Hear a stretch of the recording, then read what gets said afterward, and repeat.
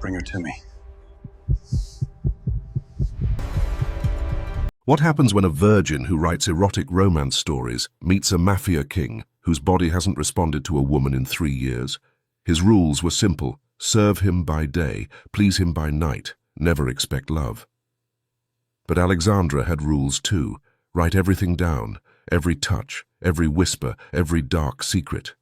She was supposed to be his maid, his temporary fix, his nobody. The mafia king who owned half of Vegas didn't know he was becoming her greatest story, or that the shy girl in his bed would soon be almost as rich as him. Her words and her innocence would bring the most dangerous man in Vegas to his knees. Stefano Bruni, 37, stood in front of the urologist, fastening his belt with slow, deliberate movements. His cold grey eyes held a question mark as he stared at the older man behind the mahogany desk. "So, doctor, what's wrong with me?" The urologist cleared his throat, adjusting his glasses before meeting the gaze of Las Vegas's most dangerous man. "Mr. Bruni, your lack of interest in women is entirely psychological. There's nothing physically wrong with you." Psychological. The word echoed in his mind like a verdict. 3 years. 3 years of feeling nothing, no desire, no attraction, not even curiosity. Women threw themselves at him constantly. Beautiful women, powerful women, women who would kill to share his bed. And his body responded to none of them. He rose from the leather chair without a word, his jaw tight enough to crack. The urologist flinched as Stefano walked past him, leaving the pristine office without so much as a goodbye. Outside the door he paused. His fingers raked through his dark hair as he exhaled slowly, the frustration coiling in his chest like a living thing. Andre, his most trusted guard, stood with his hands clasped in front of him, eyes forward. "Boss, what now?" Stefano straightened his Italian suit jacket, smoothing the fabric with hands that betrayed none of the turmoil inside him. "Velvet noir. We're going to the club." The black Mercedes cut through the Las Vegas night like a shark through water. Stefano watched the neon lights blur past the tinted windows, his reflection staring back at him. 37 years old, heir to the Bruni Empire, owner of half this city, and broken in the one way that mattered. Alexandra Moore, 23, stood outside the club, her worn jeans and faded sweater making her feel like a stain on the glittering Vegas sidewalk. The sign above the entrance read, "Velvet Noir," in elegant gold letters, and below it, a smaller notice, "Dancers Wanted." Her stomach churned as she read the words again. $5. That's all she had left after her roommates had stolen the rent money she'd spent 3 months saving. 3 days until eviction, and then what? Go back to Texas? Back to him? No. She'd rather die on these streets than go back to her stepfather Ray, the man whose hands had started wandering the moment she turned 18. Can I really do this? She had never even been kissed properly. Dancing for men? The very thought made her skin crawl. But desperation had a way of erasing pride. She was about to turn away, to convince herself there had to be another way, when a black Mercedes pulled up to the curb, the door opened and a man stepped out. Time seemed to slow. He was tall, over 6 feet, with dark hair and a jaw that could cut glass. His charcoal suit probably cost more than her annual salary at the cafe. But it was his eyes that stopped her breath. Grey, cold, like winter storms trapped in human form. Power clung to him like a second skin, visible in every measured step he took. Behind him, a massive guard followed in silence. Alexandra couldn't move. She stood frozen on the sidewalk, directly in his path, her worn sneakers rooted to the concrete. By the time her brain screamed at her to move, it was too late. She turned and collided directly into his chest. The impact sent her stumbling backward, her cheap canvas bag slipping from her shoulder. She was falling, the ground rushing up to meet her when iron fingers closed around her wrist. For one suspended moment, she found herself looking up into those storm-grey eyes. His grip was firm, his body radiating heat through the expensive fabric of his suit. She could smell his cologne, something dark and masculine, leather and sandalwood, and underneath it, the clean scent of his skin. Oh, God! Her heart hammered against her ribs. Who is this man? Then his expression shifted. The momentary flash of something, surprise, curiosity, disappeared behind a mask of cold disgust. He released her wrist like it burned him, taking a deliberate step back. "Andre." His voice was low, commanding, and utterly dismissive. "Make sure these types don't loiter outside our establishment. It damages our reputation." The words hit Alexandra like a slap. Heat flooded her cheeks, not embarrassment, but anger. These types, as if she were garbage, as if she weren't even worth looking at. She wanted to say something, to throw his arrogance back in his face. In her stories, the romance novels she wrote in secret, her heroines always had the perfect comeback for men like him. But standing here in her threadbare clothes with $5 to her name, the words died in her throat. Stefano was already walking away, his broad shoulders cutting through the crowd of people waiting to enter. But halfway to the door, he paused. A scent had reached him, something unexpected among the cigarette smoke and expensive perfume that always hung around Velvet Noir. Soap, jasmine, something fresh and clean and utterly out of place. Her. He didn't turn around. But for one strange moment, something stirred in his chest. A flicker of interest he hadn't felt in years. Then it was gone, dismissed as quickly as it came. The club doors swallowed him whole. Alexandra stood on the sidewalk, her cheeks still burning, when the guard, Andre, bent down to retrieve her fallen bag. She tensed, expecting more cruelty, but his eyes were surprisingly kind. "Here you go, miss." He handed her the worn canvas, then glanced at the sign she'd been staring at. "This is a quality establishment. If you're here about the job, don't be afraid. No harm will come to you inside." Before she could respond, he followed his boss through the golden doors. Alexandra clutched her bag to her chest, her mind racing. That arrogant man, whoever he was, had humiliated her, made her feel like nothing. Men like him had always made her feel small, powerless, invisible. In my stories, she thought, her jaw tightening, women like me destroy men like him. But this wasn't a story. This was her life, and in 3 days she'd be homeless. She took a deep breath, then another, and then, before she could talk herself out of it, she walked through the doors of Velvet Noir. The inside was everything she'd expected, and nothing like it at the same time. Red velvet drapes, crystal chandeliers, marble floors. Beautiful women carried drinks to men in expensive suits, while dancers moved on elevated stages. Alexandra felt like she'd stepped into a world where she didn't belong. "You here for the audition?" She spun around. A middle-aged man in a tailored vest eyed her from head to toe, his gaze calculating but not cruel. Her throat tightened. Yes, Mario."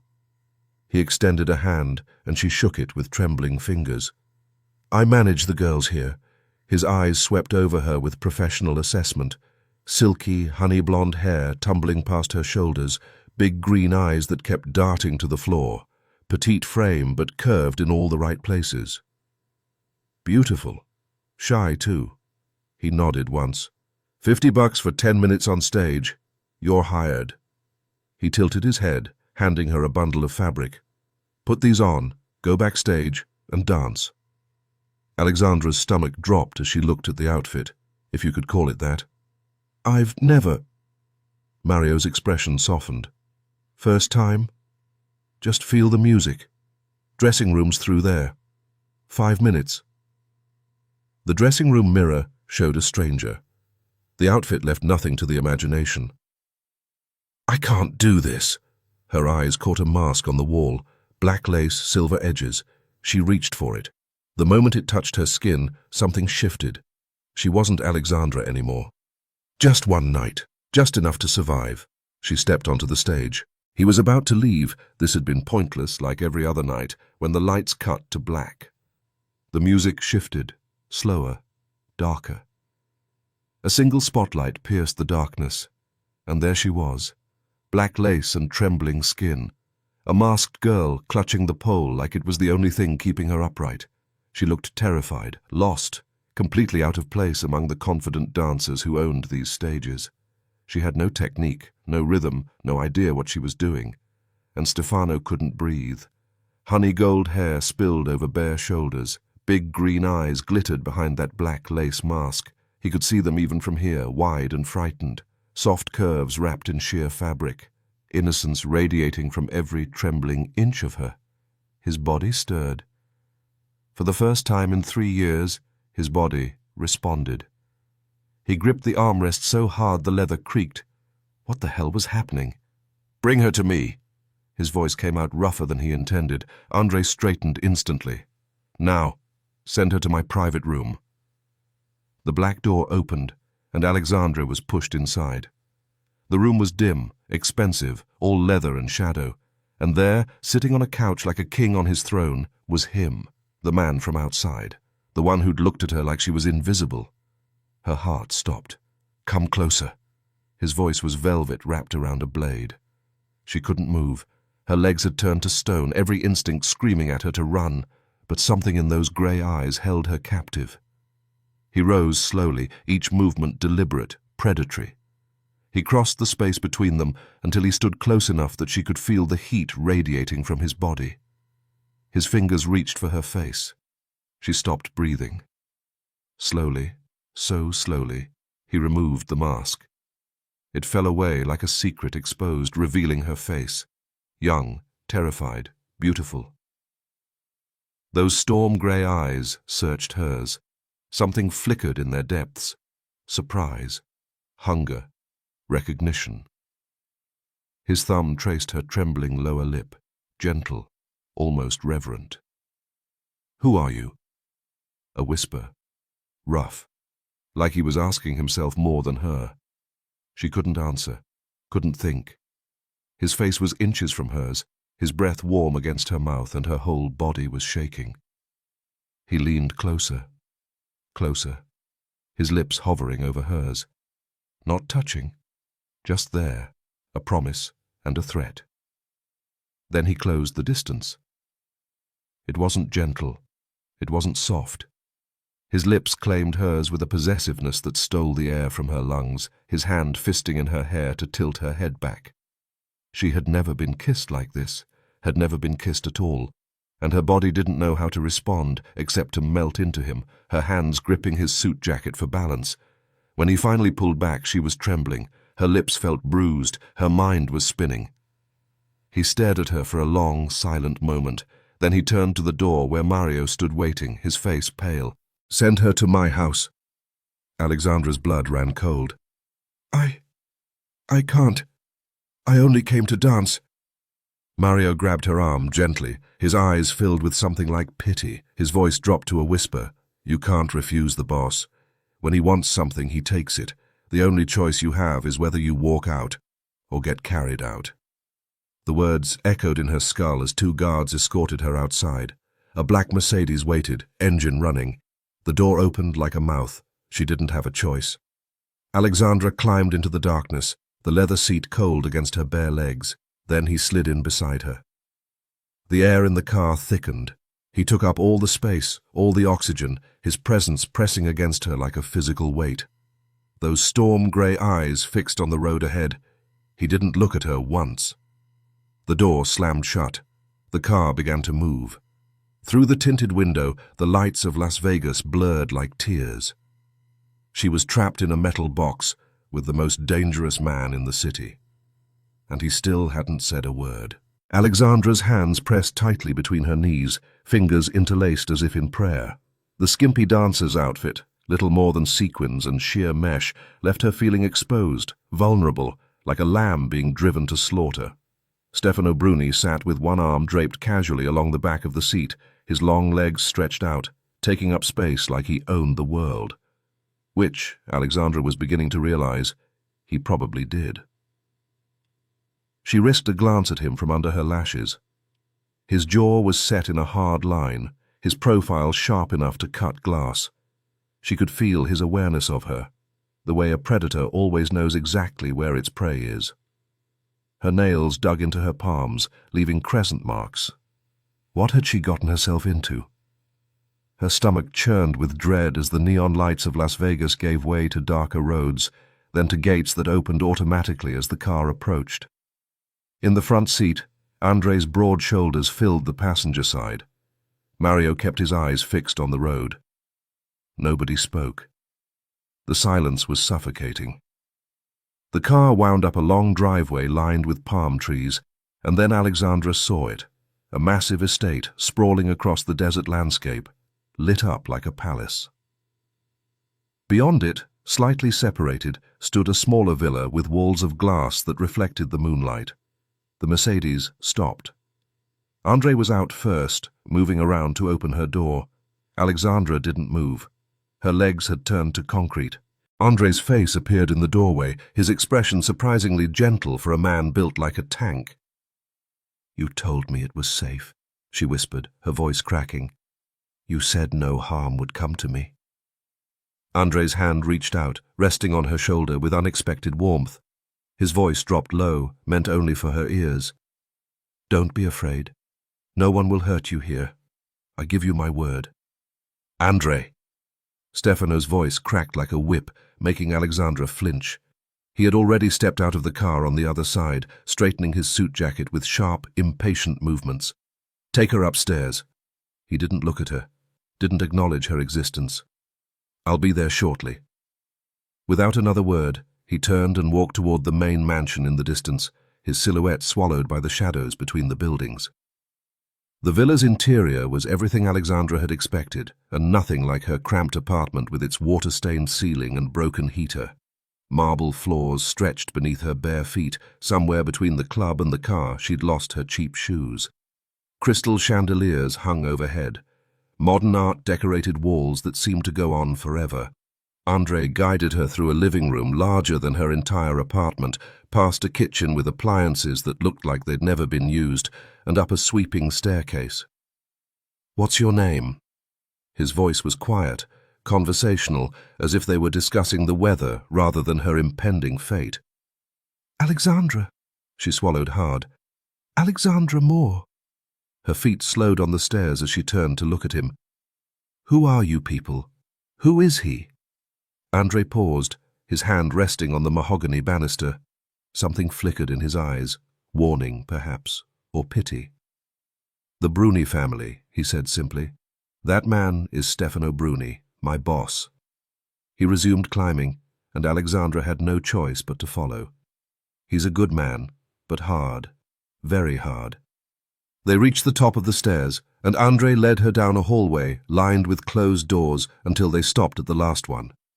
"Just do what he says. Obey him. And don't ask too many questions." Andre opened the door, revealing a bedroom that looked like it belonged in a luxury hotel, king-sized bed with silk sheets, floor-to-ceiling windows overlooking the glittering Las Vegas skyline, furniture that probably cost more than she'd earn in a lifetime. "Go inside. Wait for him there."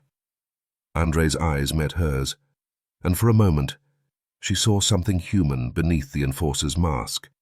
"He's not as cruel as he seems. Remember that." Then the door closed, and Alexandra was alone. She stood in the center of the room, arms wrapped around herself, trembling despite the warmth. The air smelled faintly of sandalwood and something darker, masculine, expensive. His scent. The minutes stretched into eternity. She was too afraid to sit on the pristine bed, too afraid to touch anything, so she stood there, a half-naked girl in a stranger's bedroom, waiting for a man whose kiss still burned on her lips. The memory hit her without warning, his mouth on hers, demanding and possessive, his hand fisting in her hair. She'd never been kissed before, never been touched by anyone she'd chosen. And despite everything, despite the fear clawing at her throat, her body remembered the heat of him, the way her knees had gone weak, the way she'd melted into him like she belonged there. "Stop it," she murmured to herself, biting her lower lip hard enough to taste copper. "Stop it. He's dangerous. This is wrong." The door opened. Alexandra spun around, her heart slamming against her ribs. Stefano stood in the doorway, his jacket gone, his tie loosened, the top two buttons of his shirt undone. He looked less like a businessman now and more like what he truly was, a predator who had cornered his prey. He stepped inside and closed the door behind him. The click of the lock echoed like a gunshot. For a long moment, he simply looked at her.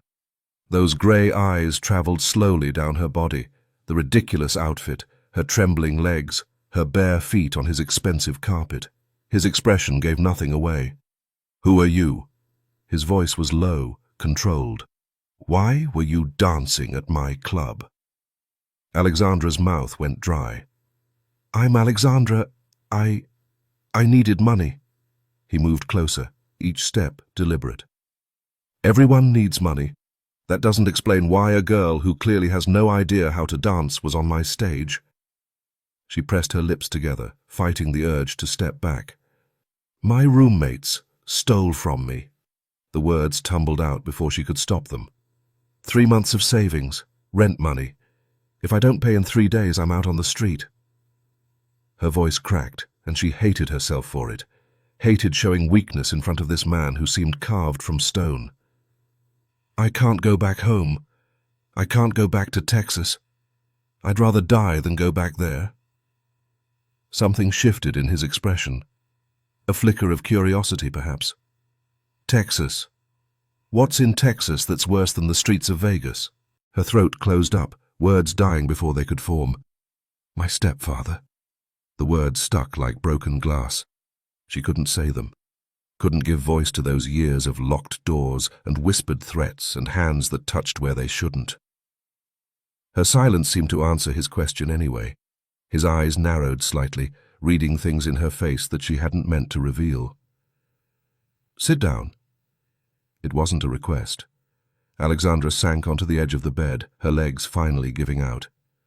Stefano remained standing, looking down at her with an expression she couldn't decipher. Then he reached into his pocket and pulled out a thick roll of bills. He peeled off several and tossed them onto the bed beside her. $500. Enough for your rent?" Alexandra stared at the money, then at him. I don't understand." "I'm offering you a deal." He moved to the window, his back to her, his reflection ghostly in the dark glass. "You'll live here, in this house. You'll take care of the place, cleaning, cooking, whatever needs to be done. I'll pay you $100 a day." $100 a day. The number echoed in her mind.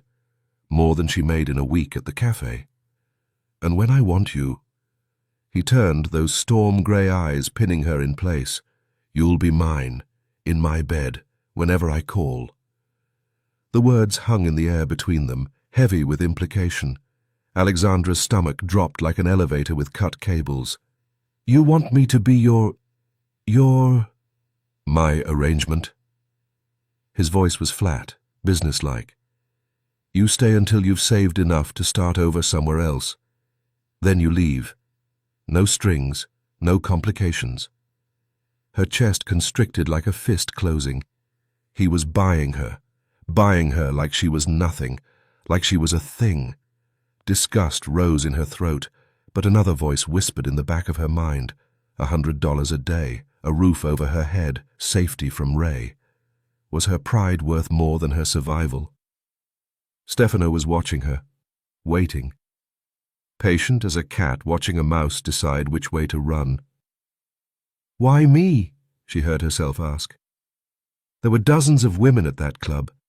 Beautiful women. Experienced women. Why did you choose me? Something flickered in his eyes, surprise, maybe, at her boldness. He was silent for a long moment, his jaw tightening. "That's not your concern." His voice had gone cold again, walls slamming back into place. "Do we have a deal or not?" Alexandra looked at the money on the bed, looked at the room around her, luxury beyond anything she'd ever known, looked at the man who stood before her, beautiful and terrifying and offering her an escape from everything she'd been running from. She bit her lip hard, tasting copper again. This was wrong, so wrong, but she thought of her empty bank account, of the eviction notice waiting on her door, of Ray's face if she ever had to crawl back to Texas. "Yes," she whispered. "We have a deal." Stefano moved before she could prepare herself. One moment he was across the room.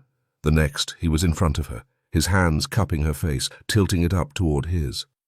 His kiss was nothing like the one at the club. That had been demanding, claiming. This was slower, deeper, a brand being pressed into her skin. Alexandra's hands flew to his chest, intending to push him away. But her fingers curled into the fabric of his shirt instead, pulling him closer as heat flooded through her body. She didn't know how to kiss, didn't know what she was doing, but her body seemed to understand things her mind couldn't process. He lowered her back onto the bed, his weight pressing her into the silk sheets. His mouth traced a path down her throat, his hands sliding along her sides, finding the zipper of her ridiculous outfit. She gasped when cool air hit her skin, then gasped again when his lips followed. Her heart pounded so hard she could hear it in her ears. This was happening. This was really happening. She should stop him. She should say something. But the words wouldn't come. Only small sounds she didn't recognize as her own voice. Then his hand slid between her thighs, and reality crashed back. "Wait!" Her voice came out strangled. She grabbed his wrist, stopping him. "Wait, please." Stefano froze above her. His breathing was ragged, his eyes dark with something that made her shiver. "What?" The single word was rough, strained. Alexandra's cheeks burned with shame. Her whole body burned. But she forced the words out anyway, because he deserved to know. Because he would find out eventually. "I'm a virgin." The silence that followed was deafening. Stefano stared down at her, his expression shifting from desire to shock to something she couldn't read. His hand withdrew from between her legs like she'd burned him. He pushed himself up, putting distance between them so suddenly that Alexandra felt cold without his warmth. "What did you say?" "I've never—" She couldn't meet his eyes. "I've never been with anyone. I've never even been kissed before tonight." She waited for him to laugh, to mock her, to call her a liar. Instead, he stood abruptly, running a hand through his hair in a gesture that looked almost desperate. He was breathing hard, his chest rising and falling like he'd been running. He stared at her body still splayed across his sheets, half undressed and trembling, and something warred behind those grey eyes. Then, without a word, he turned and walked out of the room. The door slammed shut behind him. Alexandra lay there in the aftermath, her heart pounding, her body aching with confusion. She didn't understand. She didn't understand any of this. Her hands trembled as she pulled the sheets over her exposed body. Why did he leave? What did she do wrong? But there were no answers. Only the expensive silk sheets beneath her, and the faint scent of sandalwood in the air, and the memory of a man who had looked at her like she was the answer to a question he'd been asking for years. She curled into a ball, exhaustion finally winning over fear. Within minutes, despite everything, she was asleep. He stood in the hallway, his back pressed against the wall, his hands shaking. Virgin. The word echoed in his skull like a curse as he ran both hands through his hair. She was a virgin. And now she was lying in his bed, half naked and untouched, and his body was screaming at him to go back in there and take what she'd offered. But he couldn't. His jaw clenched so hard his teeth ached. She was innocent. Damaged, yes, running from something, obviously, but innocent in the ways that mattered. He wasn't a good man.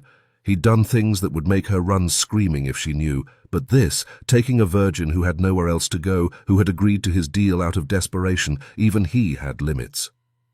His fist slammed against the wall, knuckles splitting. Let her go then. Give her money and send her away. But he couldn't do that either, because when her lips parted under his and her body melted into him, he'd felt alive. She was his cure. He was certain of it now. He just had to figure out how to have her without destroying her in the process. Slowly, quietly, Stefano pushed open the bedroom door. She was asleep, curled up in his sheets like a child, her honey-blonde hair spread across his pillow, her face soft and unguarded in slumber. So small, so fragile, so completely at his mercy. He stood in the doorway for a long time, watching her breathe. Something twisted in his chest, an unfamiliar sensation that he refused to name. "What have you done to me?" he murmured, his voice barely a whisper. The question had no answer. He closed the door softly and walked away, leaving her alone in his bed. But he already knew he wouldn't be able to stay away for long. Sunlight stabbed through the floor-to-ceiling windows, dragging Alexandra from sleep. She sat up slowly, disoriented, her body aching in unfamiliar ways. The silk sheets pooled around her waist as she looked around the massive bedroom, the same room where Stefano had kissed her senseless, then walked out without a word. The space beside her was cold, empty. He hadn't come back. Her fingers traced her lips, still feeling the ghost of his mouth on hers. The memory sent warmth spreading through her belly before she could stop it. She shook her head hard, as if that could dislodge the sensation. The bedroom door swung open without warning. Alexandra yanked the sheet up to her chin, her heart slamming against her ribs. But it wasn't Stefano. A middle-aged woman in a crisp uniform stood in the doorway, her expression as warm as a glacier. "Mr. Bruni expects you downstairs in 15 minutes. The woman's eyes swept over Alexandra with barely concealed disdain. "There are clothes in the closet. Dress appropriately." Before Alexandra could respond, the door clicked shut. She found him in the kitchen, if you could call something this massive a kitchen. White marble countertops stretched endlessly, stainless steel appliances gleamed under recessed lighting, and Stefano Bruni sat at the breakfast bar like a king surveying his domain. He didn't look up when she entered. Alexandra smoothed down the simple dress she'd found, navy blue, modest, nothing like the sequined nightmare from the club. Her bare feet were silent on the cold tile as she approached, unsure where to stand, what to do with her hands. "Sit." His voice was flat, emotionless, nothing like the rough whisper that had commanded her to come closer last night. She slid onto the stool across from him, her stomach churning with unease. A plate of food appeared in front of her, eggs, toast, fruit, placed there by the same cold-eyed woman from upstairs. "Eat." Stefano still hadn't looked at her. His attention was fixed on his phone, his thumb scrolling through what looked like financial reports. "Then Rosa will show you your duties." Her eyebrows drew together. "My duties?" Now he looked up. Those grey eyes hit her like a splash of ice water, distant, assessing, utterly devoid of the heat she'd seen last night. "You agreed to take care of this house." His tone suggested she was particularly slow. "Cleaning, cooking, laundry. Rosa will supervise until you learn the standards." Alexandra's jaw tightened despite herself. He was talking to her like she was a servant, less than a servant, like she was a piece of furniture that needed instructions. "I know how to clean," she said quietly, her nails pressing into her thigh under the counter. "We'll see." He returned to his phone, dismissed, done with her. The eggs tasted like sawdust in her mouth. Alexandra learned that the villa had 7 bathrooms, each one bigger than her old apartment's bedroom. She learned that Stefano's shirts had to be arranged by color in his closet, that the kitchen floor had to be mopped twice daily, that fresh flowers were required in the entryway every morning. She learned that Rosa had worked for the Bruni family for 23 years and viewed Alexandra as something between a stray cat and a cockroach.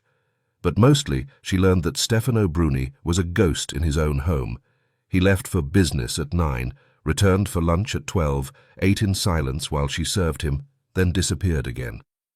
When evening came, he locked himself in his office on the 2nd floor, the door shut firmly against the world, against her. Alexandra stood in the hallway outside his office, a dinner tray balanced on her hands, her lower lip caught between her teeth. The light glowed under the door, but no sound came from within. She knocked softly. "Mr. Bruni, I brought dinner." Silence stretched for 5 heartbeats, then, "Leave it." She set the tray on the floor and walked away, her chest tight with something she refused to name. He'd kissed her like she was oxygen, looked at her like she was the answer to everything, and now he couldn't even bear to see her face. Her thoughts tangled into knots as she climbed the stairs to her room. Nothing made sense, nothing fit together. Who was the real Stefano Bruni? The man who'd burned her with his touch, or the ice sculpture who couldn't be bothered to meet her eyes? Sleep came slowly that night, and when it did, She dreamed of storm-grey eyes and hands that both worshipped and rejected her. The clock read 2:47 a.m. when thirst dragged her from restless sleep. Alexandra padded down the stairs in the thin nightgown Rosa had provided, white cotton that fell to mid-thigh, practically transparent in the right light. She hadn't thought to grab a robe, hadn't thought about anything except the dryness in her throat and the lingering ache of dreams she didn't want to remember. The kitchen was dark except for the moonlight streaming through the windows, painting everything in shades of silver and shadow. She moved quietly to the refrigerator, her bare feet cold against the marble floor, and reached for a bottle of water. "You shouldn't walk around like that." Alexandra spun around, her back hitting the refrigerator door with a dull thud, her breath caught in her lungs like a trapped bird. Stefano stood in the doorway. He wore only sleep pants, black, low on his hips, and nothing else. Moonlight carved shadows across his chest, highlighting the ridges of muscle, the dark hair trailing down his stomach. His eyes gleamed in the darkness, fixed on her with an intensity that made goosebumps erupt across her arms. Her voice came out strangled. She swallowed hard, tried again. "I was thirsty." He moved toward her, slow, deliberate, each step closing the distance between them until heat rolled off him in waves, and she caught his scent, smoke and sin, and something that made her pulse stutter. "I said." His hand shot out, fingers wrapping around her wrist like a brand. "You shouldn't walk around like that." Her pulse hammered where he touched her. Her free arm flew across her chest, trying to cover herself through the thin fabric. "I thought no one was awake, sir." Her voice trembled. "I didn't mean to. I just needed water." His free hand reached up, and she flinched, but he only brushed a strand of hair from her face, his knuckles grazing her cheek. The gentleness of the gesture, after a day of cold indifference, made her eyes sting. "Like you're trying to drive me insane." His voice had dropped to a rasp, rough and strained in ways she didn't fully understand.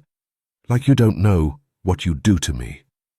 Her back pressed harder against the cold refrigerator.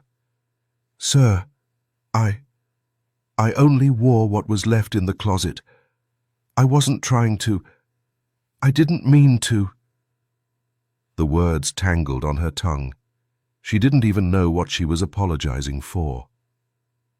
He took another step closer, close enough that she had to tilt her head back to meet his eyes. "Sir, please." Her voice came out barely above a whisper. "I don't understand. All day you acted like I don't exist, like I'm invisible. And now you're—" She trailed off, not knowing how to finish, not knowing what any of this meant.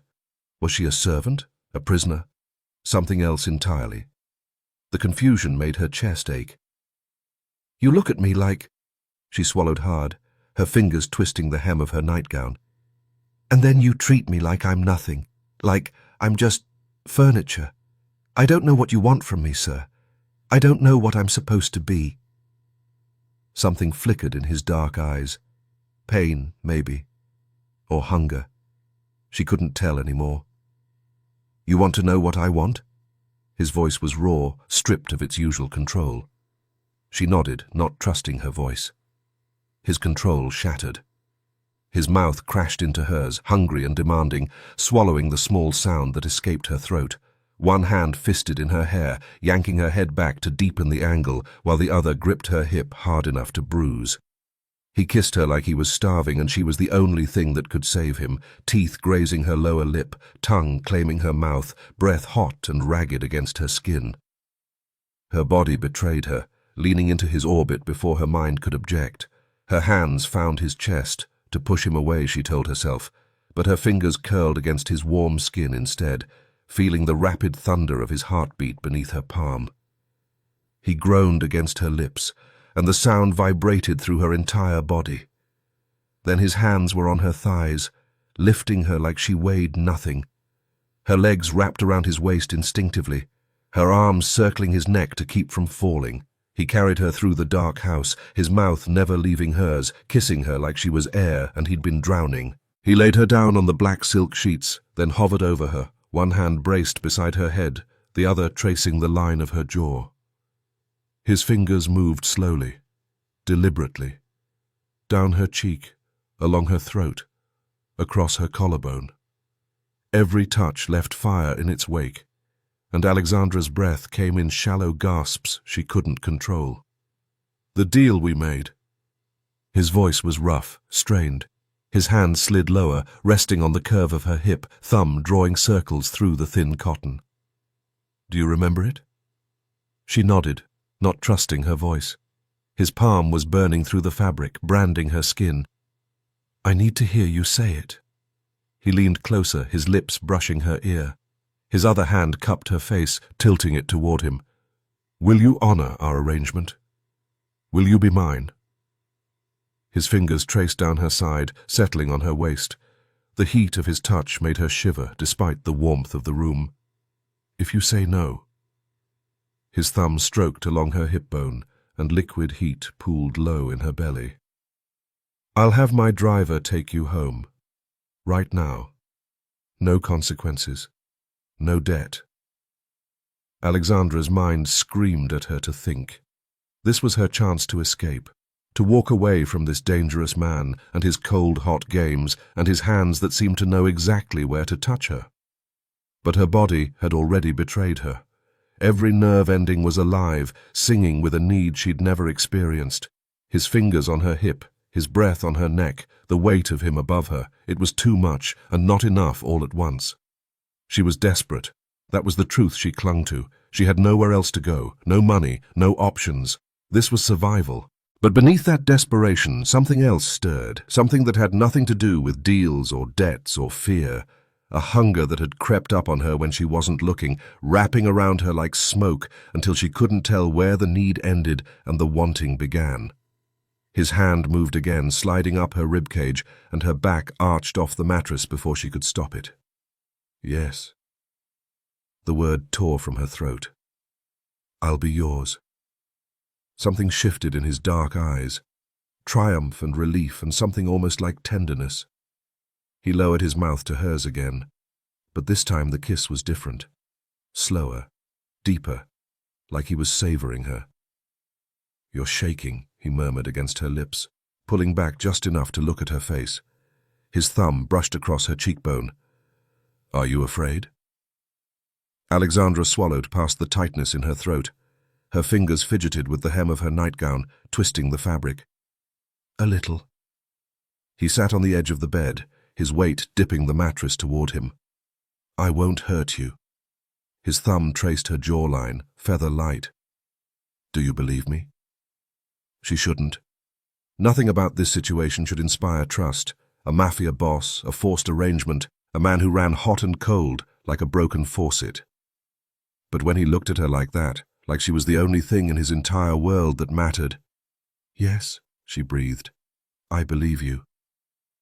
He exhaled slowly, tension draining from his shoulders.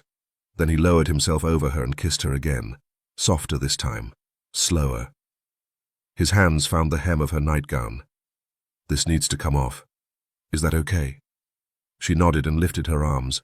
Cool air hit her bare skin, and she fought the urge to cover herself. "Beautiful." The word sounded like it had been dragged from somewhere deep inside him. Heat flooded her cheeks. No one had ever said it like that, like it hurt them to say it. When his mouth trailed down her throat, she arched into him. When his lips found the curve of her breast, a sound escaped her, something between a gasp and a moan. "That's it," he whispered. "Let me hear you." Stefano was patient, unbearably patient. He learned what made her gasp, what made her shiver, watched her face for any sign of discomfort, and when he finally slid inside her, he held perfectly still, his forehead pressed to hers, his eyes locked onto hers, holding her captive. "Look at me." His voice was raw, commanding. "Don't look away. Give yourself to me, all of you." There was pain, brief, sharp, but his gaze never left hers, and somehow that made it bearable. The pain faded, replaced by a fullness she'd never experienced. Her teeth sank into her lower lip. A small whimper escaped her throat. "Good girl," he breathed, his forehead pressing against hers. "You're mine now. Only mine." He began to move, slow at first, then faster when she wrapped her legs around his waist and pulled him deeper. Heat built in her core, spiraling tighter until she thought she might shatter. "Let go!" His voice was wrecked. "I've got you." She broke apart in his arms, pleasure crashing through her in waves. He followed moments later, her name torn from his throat like a prayer. Afterward, they lay tangled together in the darkness. Stefano's arm was heavy across her waist, his face buried in her hair, and Alexandra felt something dangerous blooming in her chest, something soft and warm and terrifying. "Stay," he murmured against her neck. "Tonight. Stay here." She should ask questions, should demand to know why he'd spent all day pretending she didn't exist only to devour her in the dark, should protect herself from whatever game he was playing. Instead, she closed her eyes and let sleep pull her under, her body still humming with the aftermath of pleasure. Questions could wait until morning. Morning came with brutal clarity. Alexandra woke alone in Stefano's massive bed, the sheets beside her cold and empty. Sunlight streamed through windows she didn't remember having curtains, and for a moment she didn't know where she was. Then the memories crashed back, the kitchen, his mouth on hers, the things he'd done to her body, and heat flooded her face. She found her nightgown draped over a chair and pulled it on quickly, suddenly desperate to find him, to see his face, to know if last night had meant something or if she'd made a terrible mistake. He was in the kitchen, already dressed in a crisp suit, already absorbed in his phone, already wearing that mask of cold indifference she'd come to recognize. Her footsteps slowed, her stomach dropped like an elevator with cut cables. "There's breakfast on the counter." He didn't look up. "Rosa has a list of tasks for you today. I expect them completed before dinner." Alexandra stood frozen in the doorway, her heart cracking along fault lines she hadn't known existed. After everything, after the way he'd touched her, held her, whispered her name like it meant something, this was what she got? Orders and avoidance? Her teeth sank into her lower lip, that nervous habit she couldn't break. "Sir?" Her voice came out smaller than she wanted. He finally looked at her, and she searched his face for any trace of the man from last night, any warmth, any recognition of what they'd shared. Nothing. Just ice. Was there something else? His tone suggested she was wasting his valuable time. Pressure built behind her eyes, but she refused to let the tears fall. She wouldn't give him that satisfaction. "No." She straightened her spine, lifted her chin. "Nothing at all." She turned and walked away before he could see her face crumple. Stefano watched her go, his jaw clenched so tight his teeth ached. His hand moved to his hair, that restless habit, pushing the straight brown strands back from his forehead. He did it again and again, as if the motion could untangle the chaos in his head. Every instinct screamed at him to call her back, to apologize for the coldness, to explain that he didn't know how to do this, whatever this was. That last night had been the first time in 3 years his body had worked properly, and it terrified him more than any rival family or federal investigation ever had. But explaining would mean vulnerability. Vulnerability meant weakness. And Stefano Bruni could not afford to be weak. His phone buzzed with a message from Andre. "Your mother called. She wants to discuss the Romano arrangement." The Romano arrangement. Bianca Romano, daughter of the family his parents had been trying to merge with for years. Beautiful, sophisticated, from their world. Everything a Bruni wife should be. Everything Alexandra was not. He closed his eyes and immediately saw green eyes looking up at him in the darkness, heard her voice whispering, "Don't stop," like he was her salvation instead of her captor. His hand moved to his chest, pressing against the strange ache that had taken up residence there. She was supposed to be a cure, a solution to his problem. Nothing more. So why did the look on her face when he'd dismissed her feel like a knife between his ribs? His phone buzzed again. Business, responsibilities, the empire that demanded his attention. He stood, straightened his tie, and walked out the door. But for the first time in years, leaving felt like running away. 5 days passed. 5 days of the same maddening pattern. Days belonged to the Ice King, cold orders, colder silences, eyes that looked through her like she was made of glass. Alexandra cleaned, cooked, served, and existed as nothing more than furniture in his pristine world. But nights belonged to someone else entirely. Every night, sometime after midnight, her bedroom door would open. He never knocked, never asked, just appeared in the darkness, and her traitorous body responded before her mind could object. He kissed every inch of her, throat, collarbone, hip, thigh, whispered that she was his, that he'd kill anyone who touched her. And when he reached his peak, her name tore from his lips like a drowning man's last breath. But every morning, this passionate lover turned to ice, looked through her like she didn't exist. On the 6th morning, Rosa appeared in the kitchen with news that made Alexandra's stomach churn. "Mr. Bruni is hosting a business meeting tonight." Rosa's cold eyes swept over her with familiar disdain. "You'll serve drinks. Don't speak unless spoken to. Don't make eye contact with the guests. And for God's sake, don't embarrass him." Her teeth sank into her lower lip. "Yes, ma'am." "Wear the black dress, the modest one." Rosa paused at the doorway, something flickering in her expression. "These men, they're not like Mr. Bruni. Be careful." The warning settled in Alexandra's stomach like a stone. The villa transformed that evening. Men in expensive suits filled the living room, 10, maybe 12 of them. They spoke in low voices, laughed at jokes Alexandra couldn't hear, and looked at her like wolves sizing up prey. She moved through the room with a tray of whiskey glasses, keeping her eyes down, her movements small and quiet. Just furniture, just background, invisible. Stefano sat at the head of the gathering, his presence commanding even in stillness. He hadn't looked at her once since the meeting began, as if last night hadn't happened, as if his hands hadn't mapped every inch of her body just hours ago. Her chest constricted, but she pushed the feeling down. Later.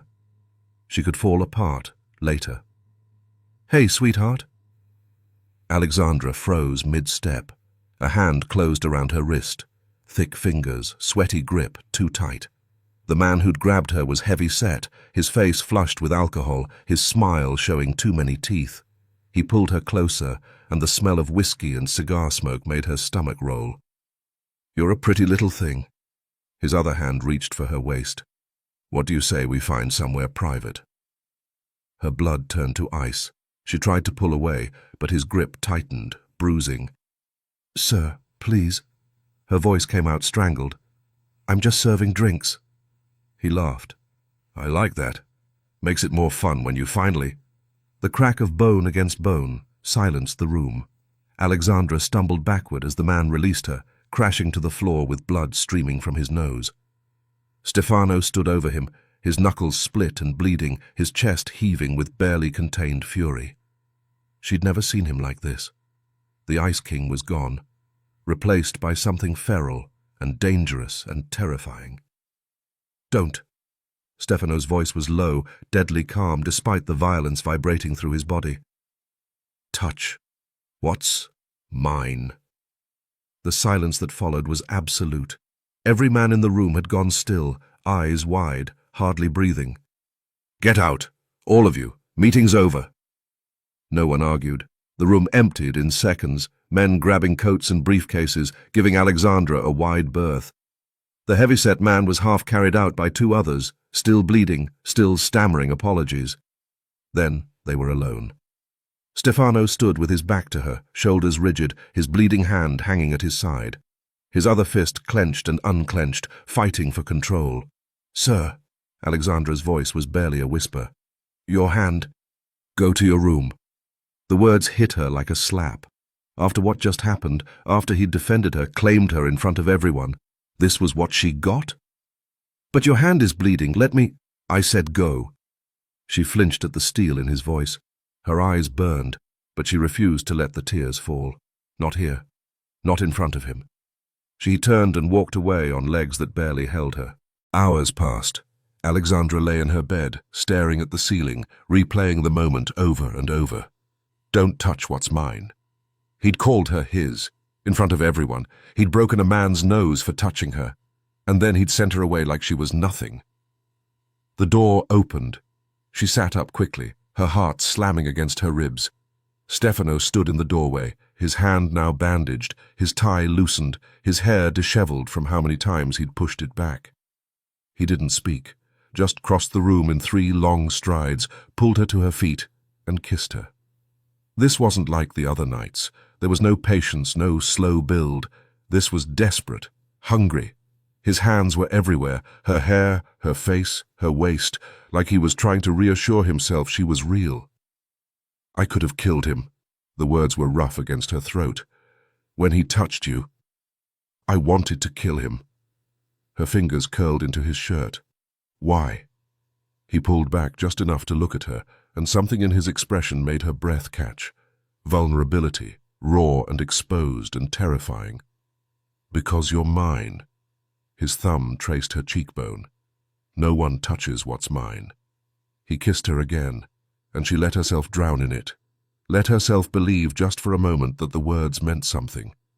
Later, much later, they lay tangled in her sheets, her head on his chest, his arm heavy across her back. His heartbeat was steady under her ear, slowing from the frenzy of before. She should feel safe. She did feel safe, safer than she'd ever felt in her life. No man had ever protected her like that. Not her father, who'd left, not her stepfather, who'd done the opposite of protecting. But safety wasn't the same as being valued. And that's what burned. Alexandra pushed herself up, pulling the sheet around her body. Something hard and sharp rose in her chest, something that had been building for days. Mr. Bruni. He opened his eyes, surprised by the formal address. What? I'm not a thing. Her voice came out stronger than she expected. I'm not property. I'm not furniture. I'm a human being.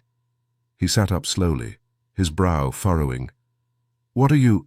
I accepted this arrangement because I was desperate. She felt her hands trembling, but forced herself to continue. I had nowhere to go. No money, no options. But that doesn't mean anyone can treat me like I'm nothing. His jaw tightened. I just broke a man's face for touching you. Yes, because I'm yours. The word tasted bitter. Like a car, like a watch, like something you own. Her teeth sank into her lower lip, fighting the tears. Let me go, please. I can't do this anymore. Something flickered in his eyes. He moved faster than she could react, one hand catching her wrist, pulling her toward him until she was pressed against his bare chest. You want to leave? His voice was low, dangerous. His mouth found her neck. She gasped, her body arching into him despite everything her mind was screaming. That's not what I meant. Her voice broke. I want to know if this means something to you. He pulled back to look at her, grey eyes dark with something she couldn't name. No woman has ever made me feel like this. The words were rough, almost torn from him. No one. In my entire life. You're driving me insane. Do you understand that? Her heart hammered. Then why do you treat me like... He kissed her, deep, consuming, stealing every thought from her head. God help her, she wanted him. She hated herself for it, but she did. How could she walk away from the first man who'd ever made her feel safe, even if daylight would bring the Ice King back? I hate you, she whispered against his mouth, even as her legs wrapped around him. I know. He thrust into her and she cried out, Hate me all you want. His lips brushed her ear. You're still mine. His mouth found her neck. She gasped, her body arching into him despite everything her mind was screaming. That's not what I meant. Her voice broke. I want to know if this means something to you. He pulled back to look at her, grey eyes dark with something she couldn't name. No woman has ever made me feel like this. The words were rough, almost torn from him. No one. In my entire life. You're driving me insane. Do you understand that? Her heart hammered. Then why do you treat me like... He kissed her, deep, consuming, stealing every thought from her head. God help her, she wanted him. She hated herself for it, but she did. How could she walk away from the first man who'd ever made her feel safe, even if daylight would bring the Ice King back? I hate you, she whispered against his mouth, even as her legs wrapped around him. I know. He thrust into her and she cried out, Hate me all you want. His lips brushed her ear. You're still mine. Afterward, she expected to wake up alone. The pattern never changed. Passion in the darkness, cold sheets at dawn. But when her eyes fluttered open, Stefano was still there. He sat on the edge of the bed with his back to her, shoulders tense beneath the pale morning light filtering through the curtains. His head was bowed, hands clasped between his knees, and something about the stillness of him made her breath catch. You're still here. The words came out rough, thick with sleep and surprise. He didn't turn around. For a long moment, he said nothing at all, and Alexandra wondered if he'd even heard her.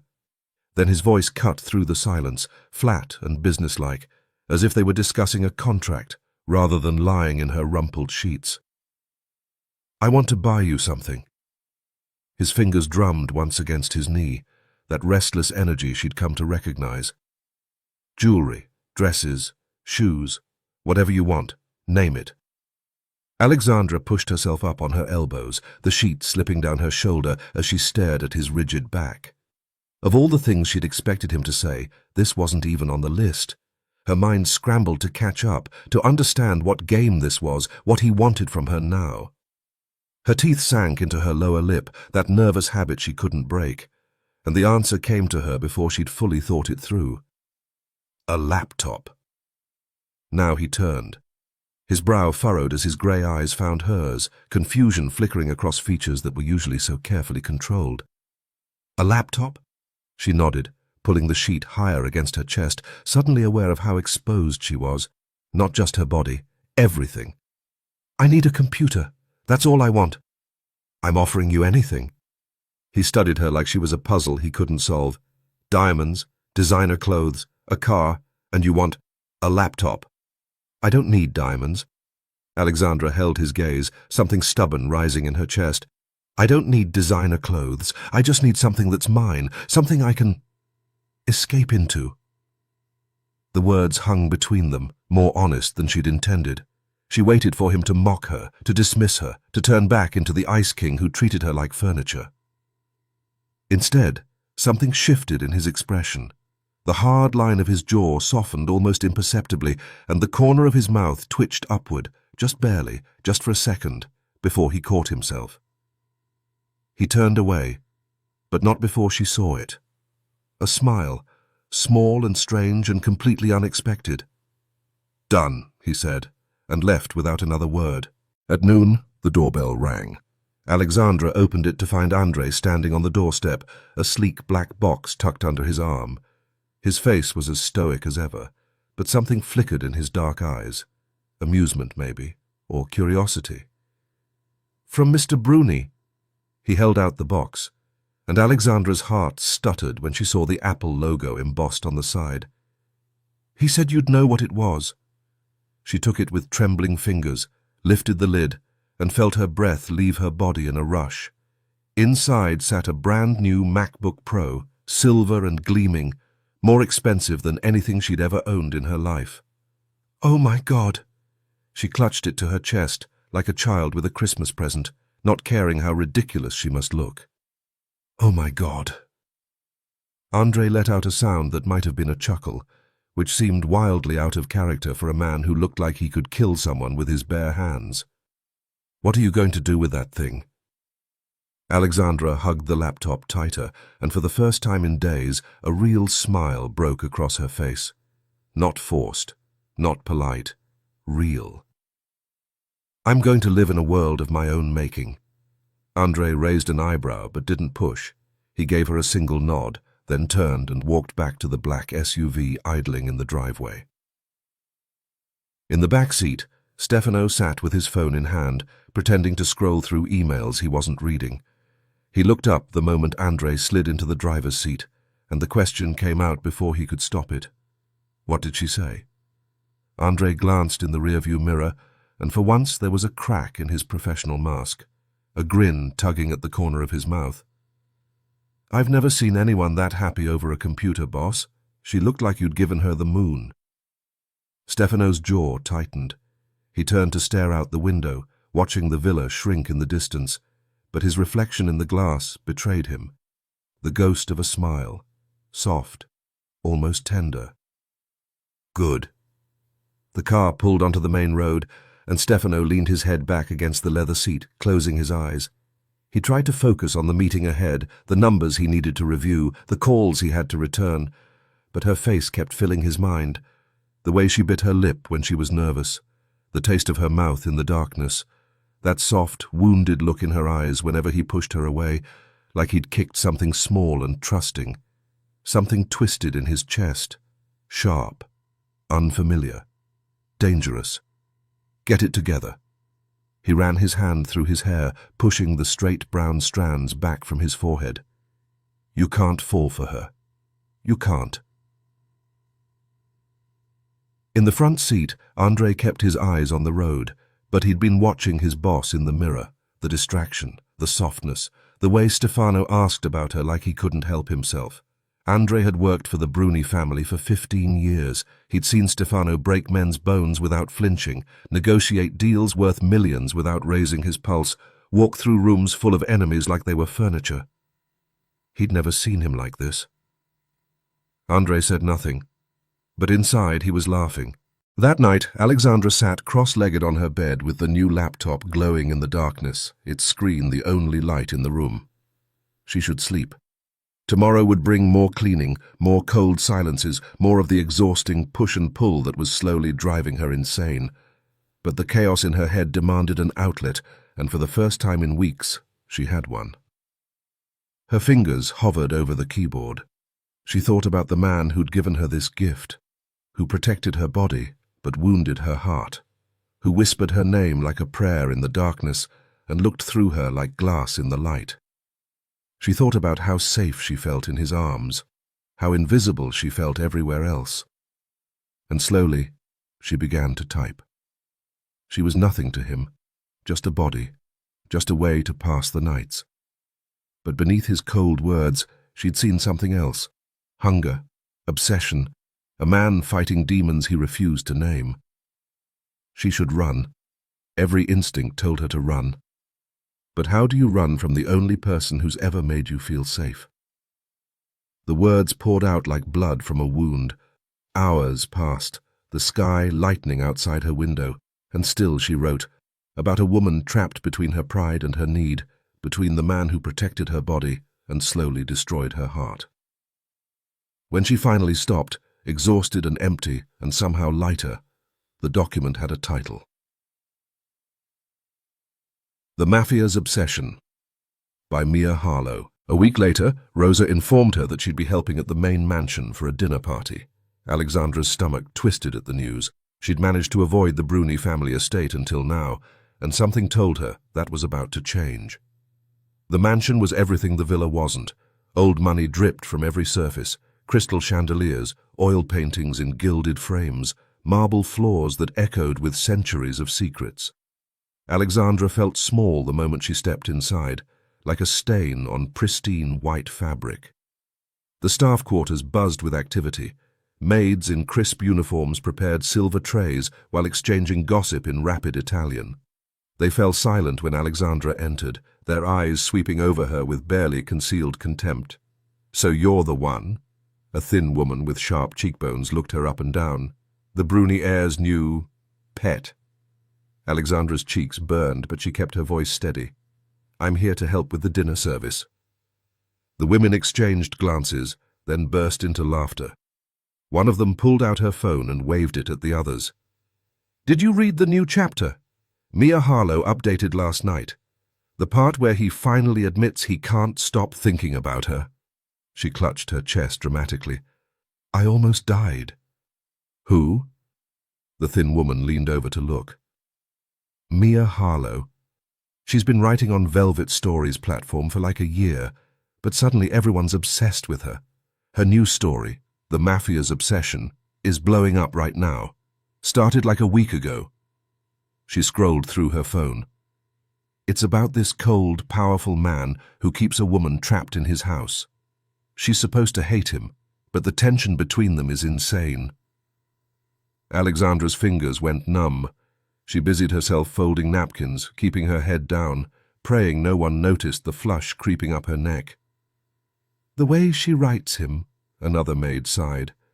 "So cold on the outside, but you can tell he's falling apart inside. And the girl, she's not weak, she fights back. That's what I love about it. Everyone's dying to know who she really is." Before Alexandra could slip away, the door swung open. A woman in her late 50s swept into the room, her silver hair perfectly coiffed, her posture rigid with authority. The maids scattered like startled birds. Maria Bruni, Stefano's mother. Her cold eyes landed on the redhead's phone. "What's that?" "Nothing, Mrs. Bruni, I was just—" Maria snatched it from her hand, glancing at the screen. Her expression shifted, irritation melting into something like interest. She scrolled for a moment, then another, her lips pressing together. "Mia Harlow," she murmured. "Everyone's talking about this writer." She handed the phone back without looking at the maid, her gaze distant. "Interesting." Then her eyes found Alexandra. The temperature in the room dropped 10 degrees. Maria studied her the way one might examine an insect. Curious, faintly disgusted, utterly dismissive. Her gaze traveled from Alexandra's worn shoes to her simple dress, lingering just long enough to make her point without saying a word. Then she looked at the thin woman.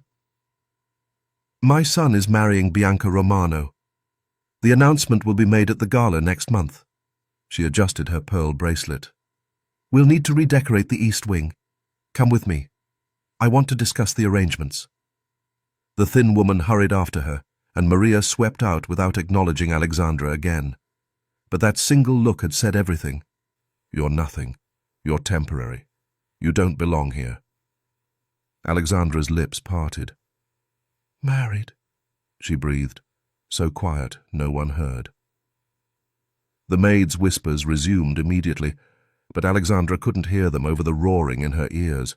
That night, Alexandra was arranging flowers in the villa's living room when she heard voices. Stefano's voice, and a woman's, low, sultry, unfamiliar. She moved toward the study without thinking, stopping just outside the half-open door. What she saw made her stomach drop. A woman stood inches from Stefano, her body poured into a red dress that left nothing to imagination. Dark hair cascaded over bare shoulders, and her hand rested on his chest, fingers splayed possessively. Bianca Romano. "We both know this marriage makes sense." Bianca's voice was honey and poison. "Your family needs our connections. My family needs your resources." Her hand slid higher. "And I've wanted you since I was 16, Stefano. Don't pretend you haven't noticed." Alexandra's hands trembled around the water glasses she was carrying. She should leave. She should turn around and walk away and pretend she'd never seen. The tray slipped from her shaking fingers and crashed to the floor. Crystal exploded across marble, water spraying in every direction, the sound shattering the intimacy of the room like a gunshot. Both heads snapped toward the doorway. Bianca's eyes narrowed. "What the hell?" Alexandra dropped to her knees, scrambling to collect the broken pieces. "I'm sorry, I didn't mean to—" "Stop!" Bianca's heels clicked against the floor as she approached, stopping inches from Alexandra's trembling hands. "This is a private conversation. You're a servant. You should know your place." Her lip curled. "Get out." Alexandra looked up at Stefano, waiting for him to say something, to defend her, to acknowledge that she was more than just the help. He stood perfectly still, his face carved from stone. He said nothing. The silence cut deeper than Bianca's words ever could. Alexandra rose on shaking legs, glass cutting into her palm. She didn't feel it, couldn't feel anything except the cold spreading through her chest. "Excuse me," she whispered, and fled. She made it to her room before the tears came, hot, angry, humiliating. She pressed her bleeding hand against her mouth to muffle the sobs. Stupid, stupid girl. She'd known what she was, known it from the beginning, and still she'd let herself hope. The door opened without warning. Stefano stood in the doorway, his tie loosened, his jaw tight. He stepped inside and closed the door behind him. "Alexandra." "No." She stepped back, holding up her bleeding hand like a shield. "Don't touch me." He moved toward her, but she retreated further. "I said no." Her voice cracked. "You just stood there. She told me to get out, and you said nothing." Something flickered in his eyes. "Bianca means nothing." "Then why didn't you say anything?" Tears spilled down her cheeks. "Why did you let her treat me like that?" Stefano ran his hand through his hair, that restless habit. "It's complicated, Alexandra. You keep reminding me that I don't matter to you." Her voice was cold now, the tears still falling but something harder underneath. "Fine. I'll stay 1 more month, save a little more money. Then I'm leaving. Away from you." His jaw tightened. "So, I'm just money to you." Alexandra laughed, a broken, bitter sound. "And I'm just the bed you visit at night to satisfy yourself." The words hung between them like a blade. Stefano moved before she could react. His hand caught her wrist, spinning her around, and his mouth crashed into hers. The kiss was desperate, almost painful. He pulled back just enough to press his forehead against hers, his breathing ragged. "You're not nothing." His voice was raw. "You're not a secret. You're—" He stopped, jaw working. "I've never wanted anyone the way I want you. Only you. No one else exists when you're in the room." "Then prove it."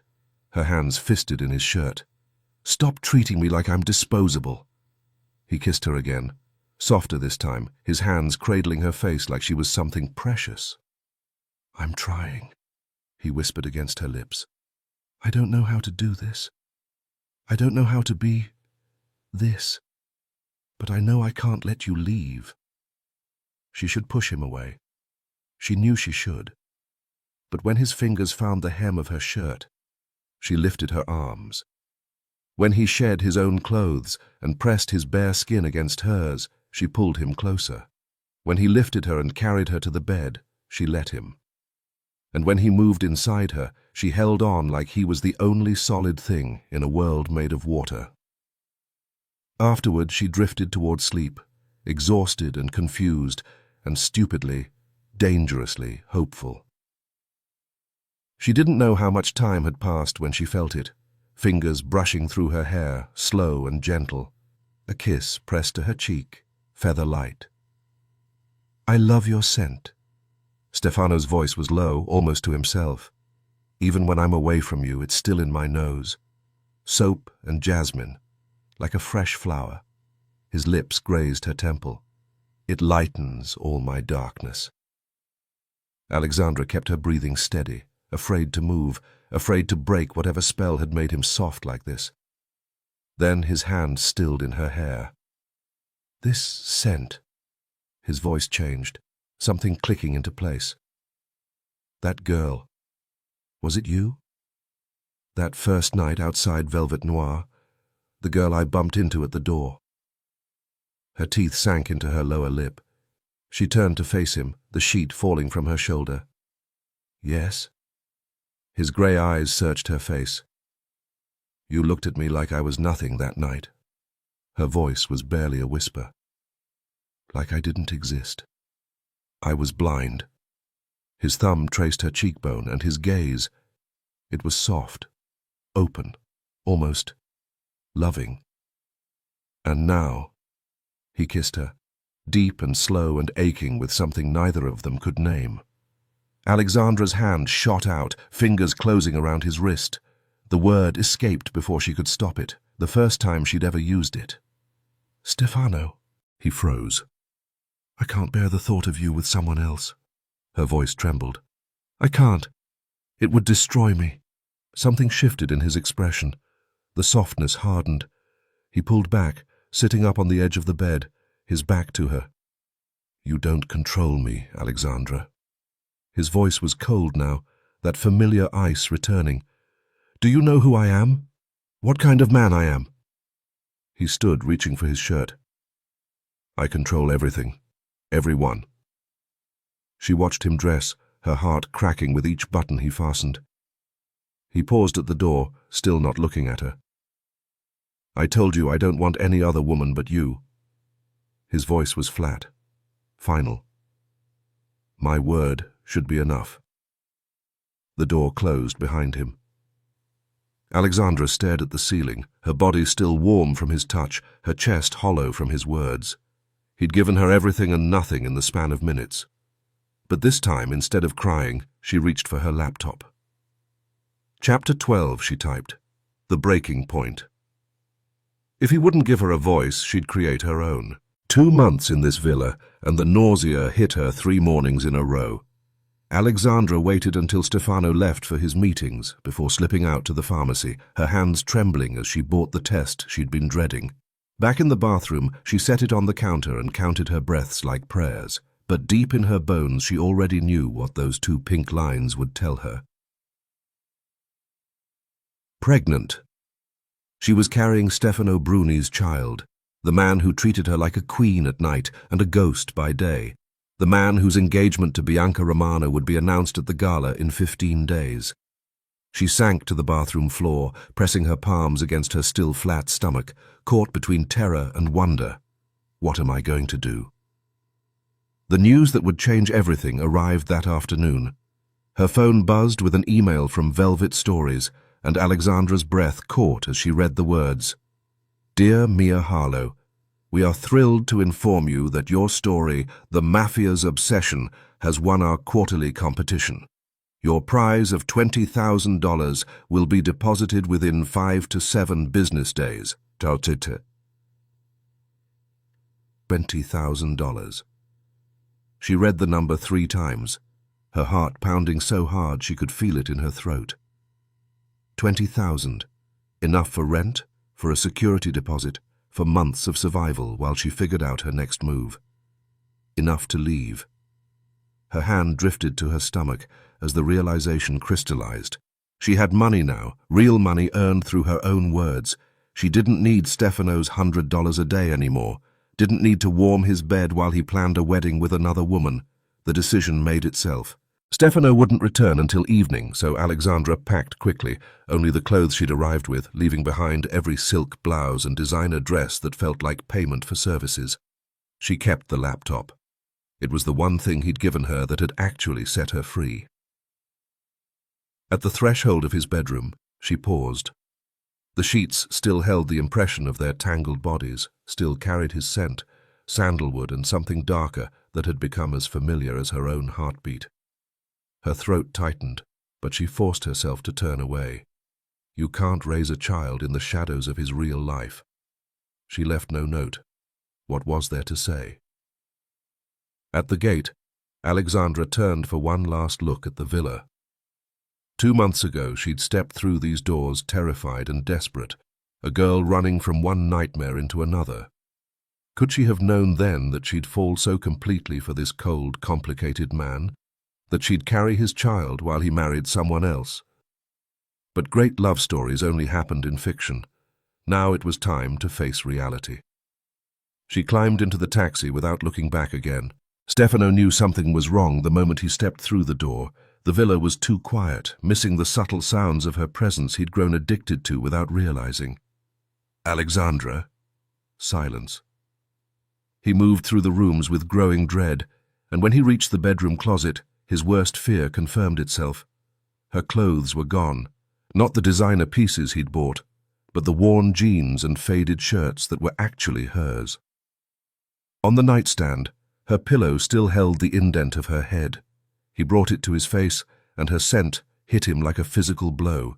Soap and jasmine, the smell that lightened all his darkness. Gone. Fury and panic warred inside his chest as he crossed to the bathroom mirror and stared at the wild-eyed man looking back. His fist connected with the glass before he made the conscious decision, the mirror exploding into shards, blood blooming across his knuckles. His phone was in his hand before the last piece hit the floor. Andre, get every man we have. Bus stations, airports, train terminals, her old apartment, every cheap motel in 50 miles. Boss? What happened? She's gone. The words tasted like ash. Alexandra is gone. What do you want when we find her? Stefano's grip tightened until the phone creaked. 3 years he'd been unable to feel anything, trapped in a body that had betrayed him. And then she'd appeared and fixed him, made him whole. Now she'd vanished like smoke. Find her. His voice dropped to something dangerous. Turn this city upside down. I don't care what it takes. He ended the call and stood alone, surrounded by broken glass and the ghost of her perfume. I will find you, Alexandra. A whisper carrying absolute certainty, even if I have to tear apart every corner of this country. And when he did, he was never letting her go. 3 days without her, and Stefano was losing his mind, sitting in the dark with a half-empty bottle of whiskey, her ghost haunting every corner, the couch where she'd curled up with her laptop, the kitchen where he'd first taken her, the bedroom that still carried her scent no matter how many times he changed the sheets. His men had searched every bus station, every airport, every train terminal in Nevada. Nothing. Andre appeared in the doorway. Boss, your mother is here. Stefano didn't move. Tell her I'm busy. She's already inside. Maria Bruni swept into the room, her sharp eyes taking in the whiskey bottle, the disheveled appearance of her usually immaculate son. Disappointment hardened her features. Look at yourself. She stopped in front of him with her arms crossed. Drinking in the dark over some girl? This isn't who you are, Stefano. He swirled the whiskey without looking up. You don't know who I am. I know exactly who you are. The heir to this family, with responsibilities that don't disappear because some woman ran off. She sat across from him. The gala is in 12 days. Bianca's family is expecting an announcement. A muscle ticked in his cheek. There won't be an announcement. Maria's eyebrow rose.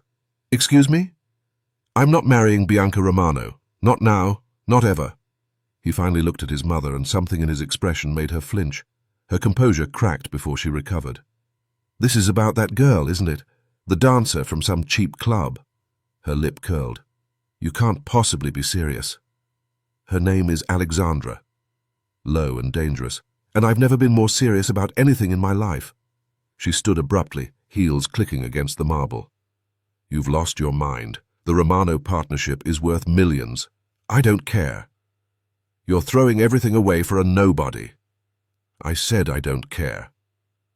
He rose with sudden violence, and Maria took a step back from her own son. I'll marry who I want, love who I want, and no one will tell me otherwise. Maria stared at him like she was seeing a stranger. The cold, controlled son she'd raised replaced by something raw and desperate. Your father will hear about this, she said finally, her voice tight with barely contained fury. Good. Send him in. Victor Bruni arrived an hour later. Your mother told me everything. He settled into a chair across from his son. You want out of the Romano arrangement. Fine, but business doesn't stop because of your feelings. Stefano leaned forward. I have other connections, legitimate contacts who can replace what the Romanos offer. Give me time. The gala is in less than 2 weeks. Stefano's grip tightened on the glass. I know. Victor studied him for a long moment. Find your alternative. You have until the gala. But if you can't deliver, business comes first. He stood. It always has. He left without waiting for a response. Across the city, Alexandra was building a new life. The prize money had been enough for a small studio apartment, nothing fancy, but it was hers. She'd cried the first night, missing him so fiercely it felt like a physical wound, but by morning something had shifted. She had her laptop, her stories, and a baby growing inside her. The platform's partnership offer arrived 3 days later, monthly salary, benefits, her name featured on their homepage. She accepted without hesitation. And then Mia Harlow exploded. It started with an online article, The Mystery Author Taking Romance Readers by Storm. Then TikTok, readers filming their reactions to The Mafia's Obsession, mascara running, captioning it, Mia Harlow ruined me. Within a week, hashtag Mia Harlow was trending nationally. Alexandra watched from her tiny apartment, hand on her stomach. If only they knew that every word was real. At the Bruni mansion, Maria was scrolling through her phone with unusual intensity. "Have you heard of this Mia Harlow?" she asked her assistant. "Everyone's talking about her, some anonymous writer whose story is everywhere." "Oh yes, ma'am. The Mafia's obsession. Complete mystery who she is." Maria's eyes lit up with opportunity. "The gala is in 12 days. What better way to create buzz than revealing the most talked-about author in the country?" She was already typing. "Get me the CEO of Velvet Stories. I want Mia Harlow revealed live on stage." The irony was delicious. Maria was about to invite the girl she'd dismissed as a nobody to be the star of her own party. That night, Andre knocked on Stefano's study door. "Boss." Something in his voice made Stefano look up immediately. "We found her." Every muscle in Stefano's body went still. "Where?" "Small apartment on the east side. Moved in 4 days ago. Paid cash." Andre shifted his weight. "She's been getting visitors from Velvet Stories. Business meetings." Stefano was already reaching for his jacket. "Give me the address." "Boss?" Andre stepped closer, lowering his voice. "She left for a reason." Stefano's hand froze on the jacket. "The address, Andre." Their eyes met, and Andre swallowed his objection. He handed over a slip of paper. Stefano looked at it. Just an address, but it might as well have been salvation. "Don't follow me. I'm going alone." Mark Wilson from Velvet Stories arrived at Alexandra's apartment that evening with a briefcase full of contracts and an apologetic smile. "I'm sorry to come at this hour, Miss Harlow." He spread the papers across her small kitchen table. "But the timeline is tight. The partnership terms are generous. Monthly salary, health benefits, 15% of merchandise revenue in exchange for your next 3 novels. He paused. "And your appearance at the Bruni family gala in 10 days for the big reveal." Alexandra's blood ran cold at the name. The Bruni Gala? The platform's parent company is owned by Apex Media Holdings, which belongs to the Bruni family. They're hosting the reveal, and Maria Bruni personally requested it. The Brunis own Velvet Stories. The realization hit her like a truck. She'd been writing for Stefano's family this entire time without knowing it, pouring her heart onto a platform they controlled. "I can't go to that gala," she said, struggling to keep her voice steady. "It's non-negotiable, I'm afraid. The reveal is the cornerstone of our marketing campaign." Mark gathered the unsigned contracts with a practiced gesture. "Think about it, and I'll come back tomorrow for your answer." She walked him to the door with her mind spinning through implications, and they were shaking hands in the doorway when a black car screeched to a stop at the curb and Stefano stepped out. His eyes locked onto Mark's hand, still clasping Alexandra's, something murderous flickering across his face, and he crossed the distance in 3 strides before his fist connected with Mark's jaw. Mark crumpled against the doorframe, blood blooming from his split lip. "Mr. Bruni, it was just a business meeting. Just contracts." "Get out!"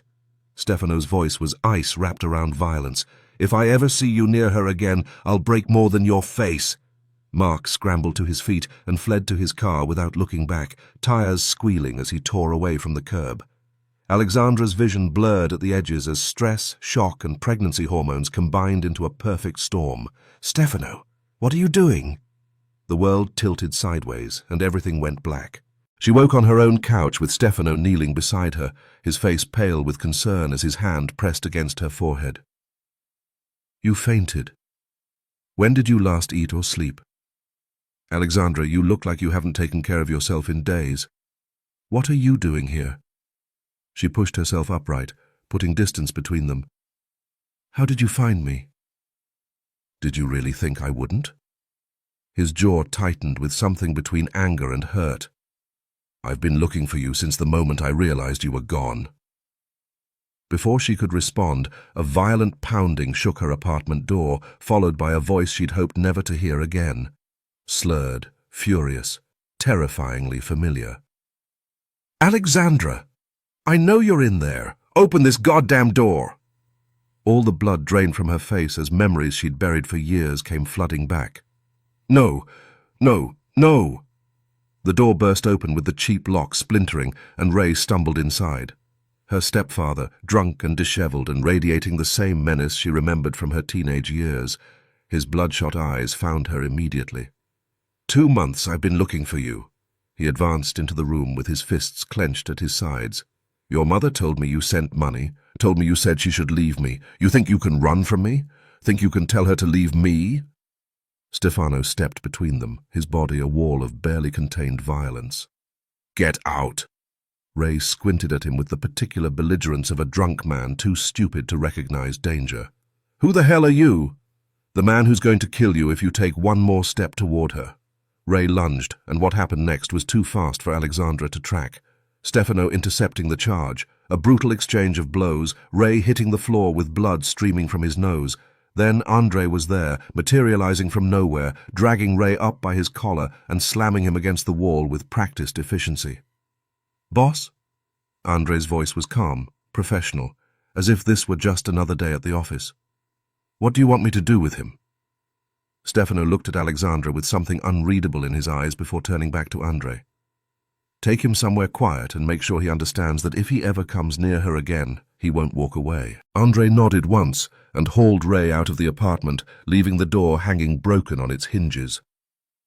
Silence filled the apartment as Alexandra stood frozen, trembling, the memories she'd spent years trying to bury clawing their way to the surface. "Alexandra." Stefano moved toward her with his hands raised like she was a wounded animal. "You're safe now. He can't hurt you anymore. Don't." She stepped back, wrapping her arms around herself like armor. "Don't act like you're my savior when you're the reason I ran in the first place. I didn't make you leave. You chose to disappear without a word. Because you were marrying someone else." The words tore out of her with all the pain she'd been carrying. "Because your mother looked at me like I was dirt on her shoe. Because I was never going to be anything more than your dirty secret, the girl you visited at night while you built a life with someone else."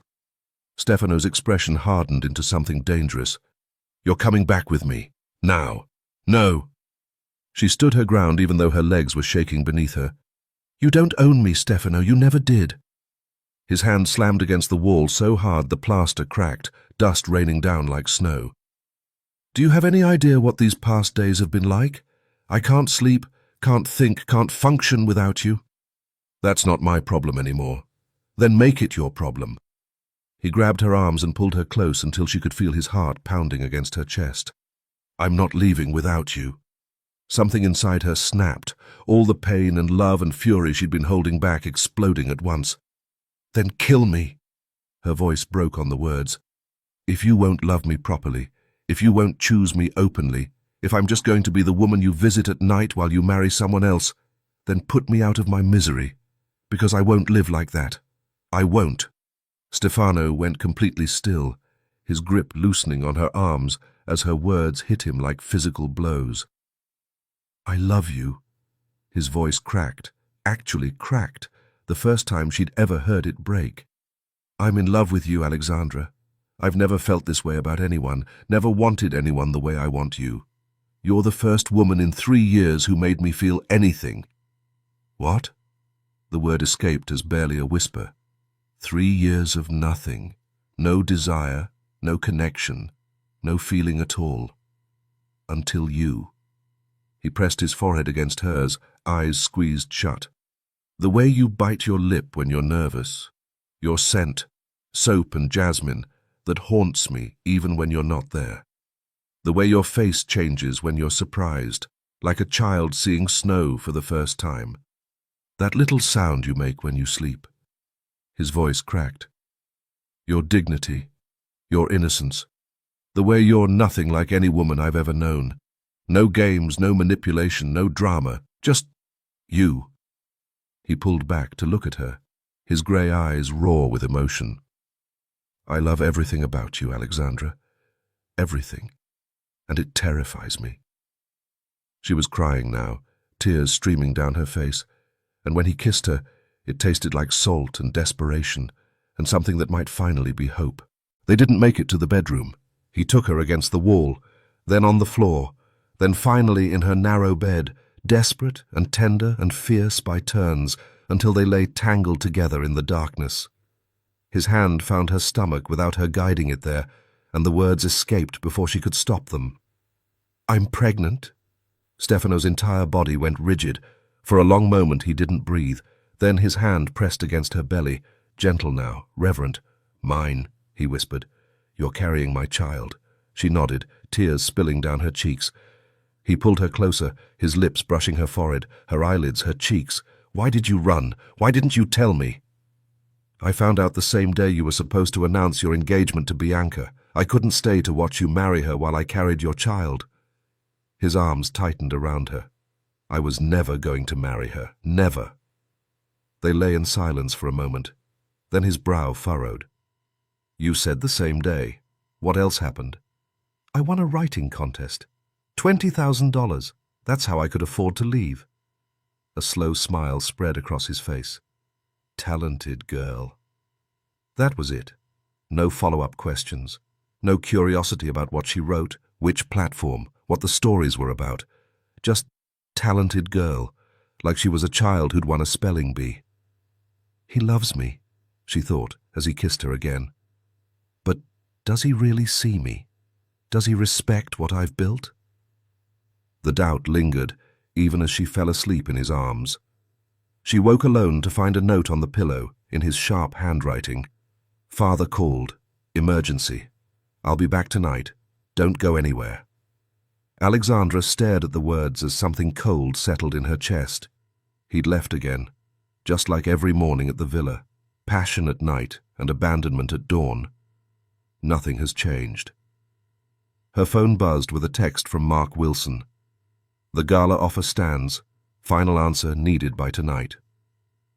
She looked at the note, then at her phone, then at the broken door hanging off its hinges, and for the first time in her life, she made a decision that wasn't about running away or waiting to be saved. Time to stop letting other people write my story. Stefano came back that first night, just as his note had promised, and found her sitting on the edge of her bed with her suitcase still unpacked.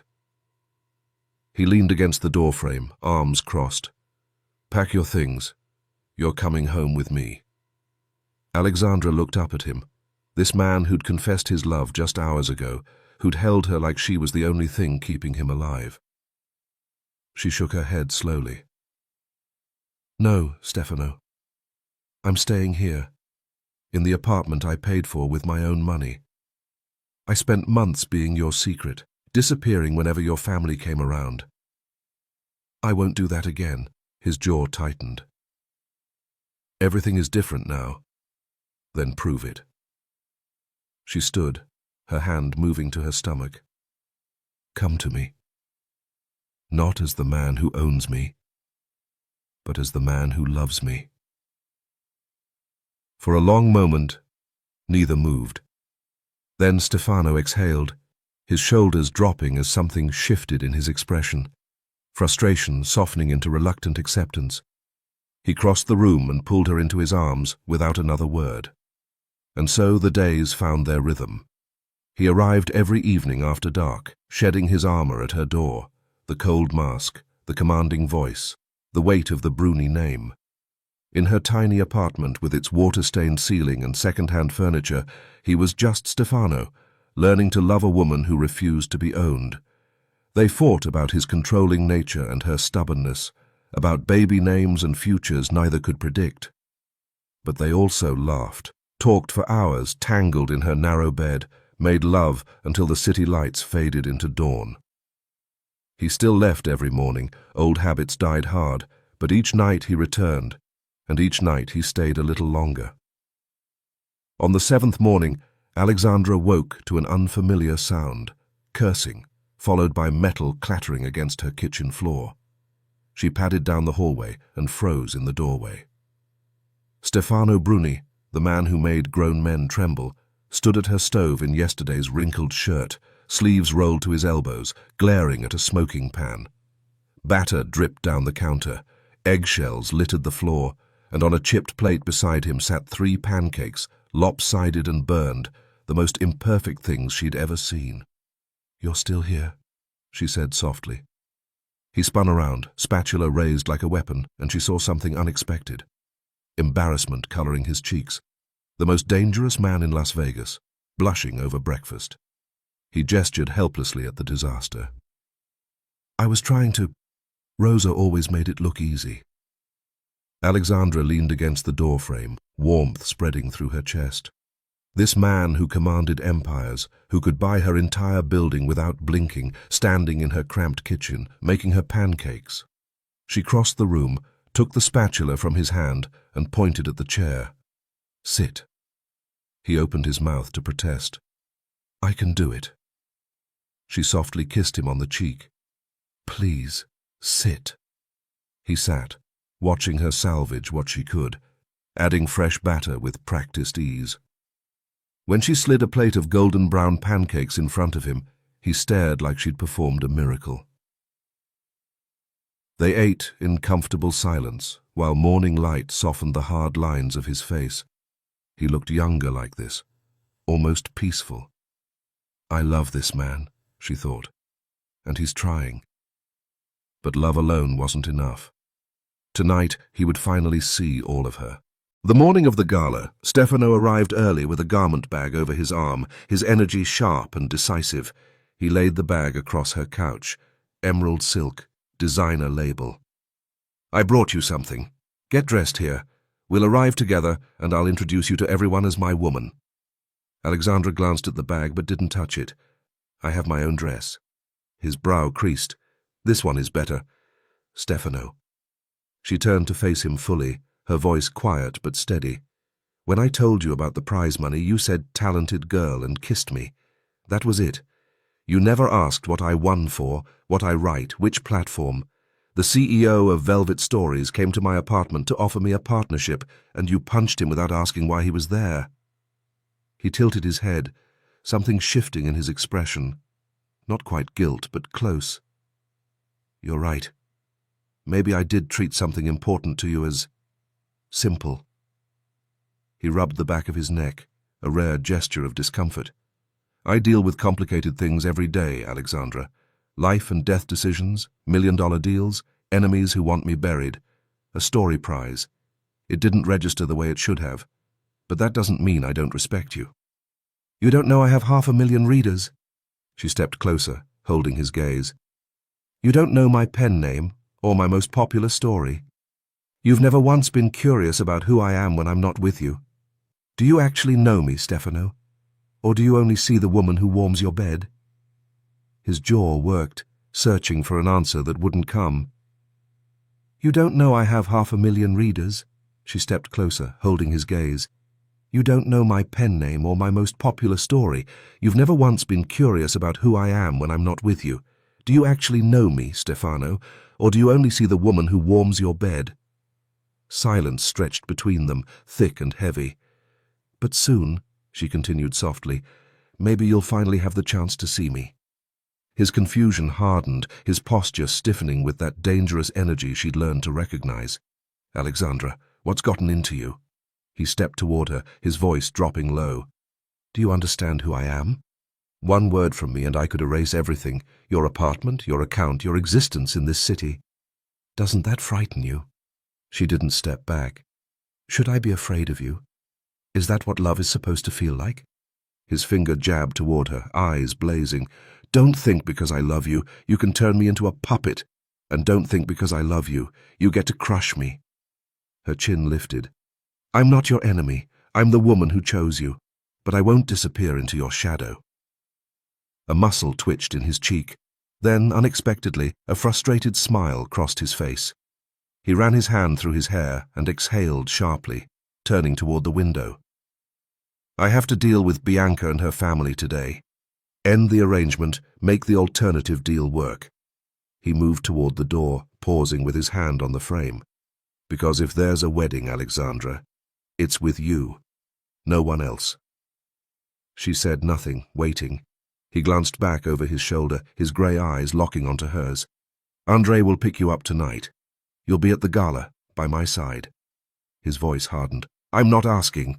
The door slammed behind him, rattling the windows. Alexandra stood alone, her heart pounding, one hand pressed against her stomach. "Tonight," she reminded herself. "He'll see everything tonight."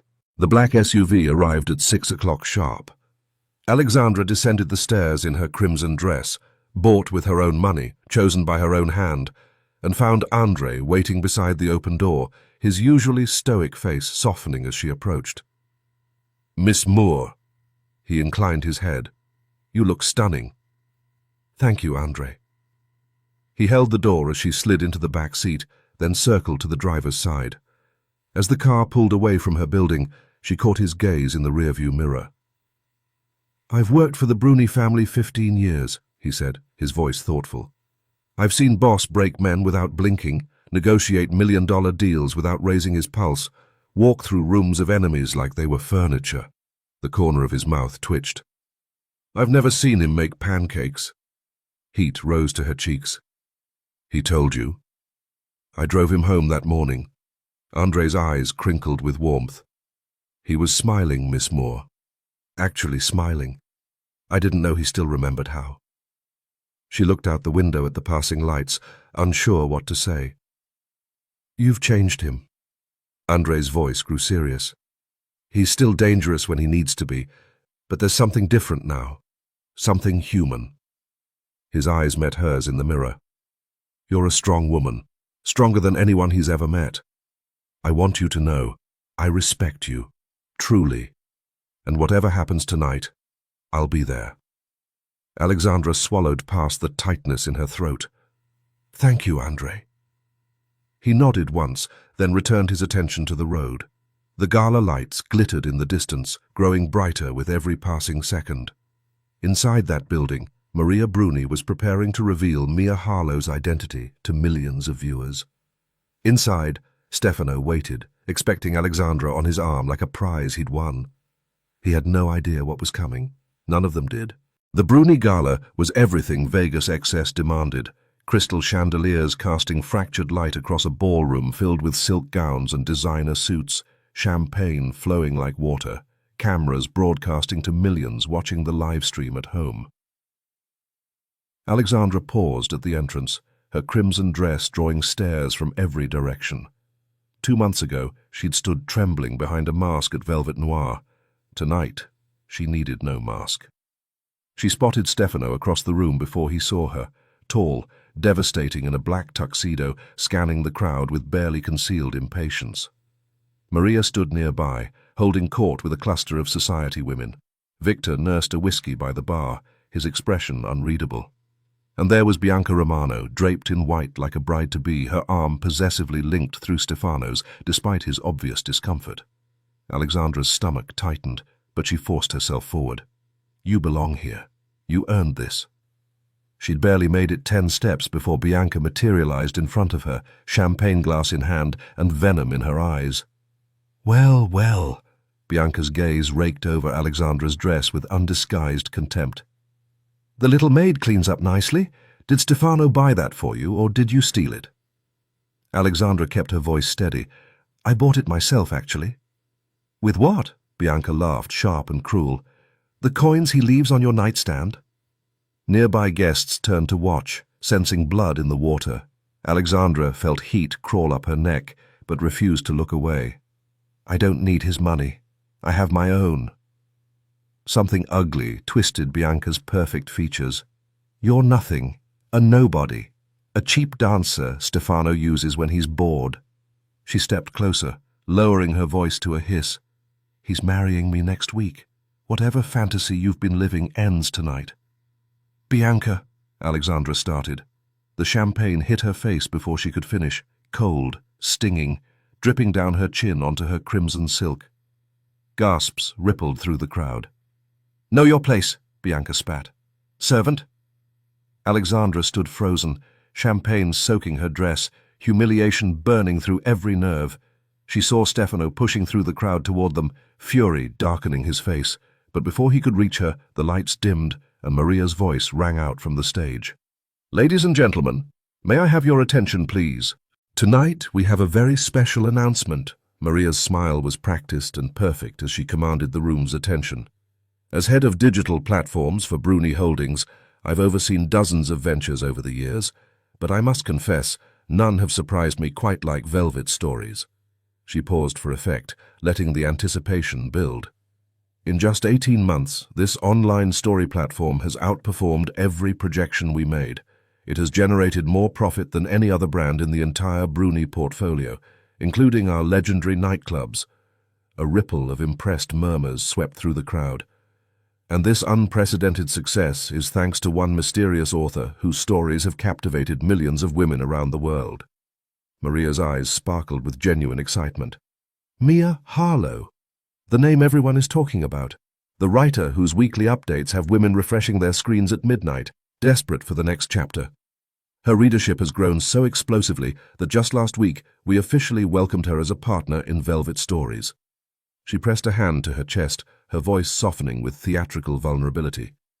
I must be honest with you, I myself have not yet met her. Despite being one of her biggest fans, despite reading every word she's ever written, I have no idea who Mia Harlow really is. The crowd leaned forward collectively, hanging on her every word. But tonight, on this live broadcast watched by millions around the world, I will meet her for the first time, just like all of you. Maria gestured toward the side of the stage. Ladies and gentlemen, please welcome the woman behind the phenomenon, Mia Harlow. Alexandra's breath caught. No, not yet. I'm covered in champagne. I'm not ready. A spotlight swept across the crowd, searching. Alexandra felt it find her like a physical touch, standing there in her champagne-stained dress, mascara threatening to run, every eye in the room suddenly locked on her. Maria's face went pale. No, she whispered, the microphone catching every horrified syllable. It can't be. Mia Harlow can't be. Alexandra? From somewhere in the crowd, Bianca's voice cut through the stunned silence like a blade. That's impossible. She can't be Mia Harlow. She's a servant, a nobody. Heads turned toward Bianca, confused murmurs rippling through the guests who had no idea what she meant. But Alexandra wasn't looking at Maria or Bianca. She was looking at Stefano. He stood frozen near the front of the stage, his whiskey glass suspended halfway to his lips, and on his face, not anger, not confusion, but a slow, wondering smile spreading across his features. His eyes never left her as she forced her legs to move, one step, then another, climbing the stairs to the stage. So, this is what you meant, his expression seemed to say. This is what I didn't see. She reached the microphone and turned to face the crowd, hundreds of shocked faces, cameras broadcasting her humiliation to millions more. Maria stood beside her, pale as death. Bianca's champagne glass had slipped from her fingers and shattered on the marble floor.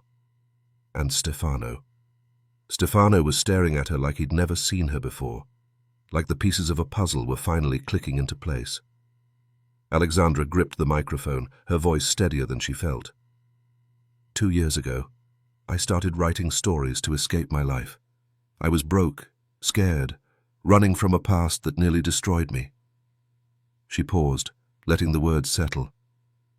I wrote about women like me, women who felt invisible, powerless, trapped. Women who dreamed of being seen, being loved, being valued for more than their circumstances. The room was utterly silent. I never expected anyone to read them. I certainly never expected to be standing here tonight. She glanced at Maria, whose composure had cracked entirely. The woman who invited me to this stage once called me a nobody, a cheap dancer, not good enough for her family. Maria's face went from white to crimson. She didn't know that every time she praised Mia Harlow's writing, she was praising me, the girl she looked down on, the servant she wanted gone. Alexandra turned back to the crowd, finding Stefano's eyes in the sea of faces. I'm not sharing this to humiliate anyone. I'm sharing it because every woman watching deserves to know the truth. Your worth isn't determined by your job title, your bank account, or what powerful people think of you. You determine your own worth. Her voice strengthened. Never let anyone make you feel small. Never let them tell you what you deserve. Write your own story. For a heartbeat, nothing happened. Then, the applause started, tentative at first, then building into a roar. Women in the crowd were crying, phones held high to capture the moment, the live stream chat exploding faster than moderators could track. Victor Bruni set down his whiskey, his eyes fixed on Alexandra with something that looked almost like respect. He leaned toward an associate and spoke loud enough for nearby guests to hear. That platform she writes for earned more in 3 months than all our nightclubs combined, and we almost let her walk away. Stefano moved toward the stage, his expression unreadable. Alexandra watched him climb the first step, The second, she raised her hand. "Stop." He froze. "Not here," she said, her voice carrying across the silent room. "Not like this. If you have something to say to me, say it when there aren't cameras recording every word." She turned and walked off the stage, head high, leaving him standing there alone. The crowd parted for her like the Red Sea as she headed for the exit, still dripping champagne, still trembling, but walking taller than she ever had in her life. Behind her, she heard Maria's strangled voice attempting to regain control of the evening. But the gala was already over. Mia Harlow had stolen the show. Alexandra made it to the garden terrace before Stefano caught up with her, his footsteps echoing on the stone path. "Alexandra, wait!" She spun to face him, champagne still drying on her skin. "Why? So you can drag me back inside like a possession you misplaced?" Behind him, she saw Victor and Maria emerging from the ballroom, followed by Bianca and her father, a silver-haired man with a face like carved granite. The Romano patriarch looked ready to commit murder. "This is a private conversation," Stefano said without turning. "The hell it is!"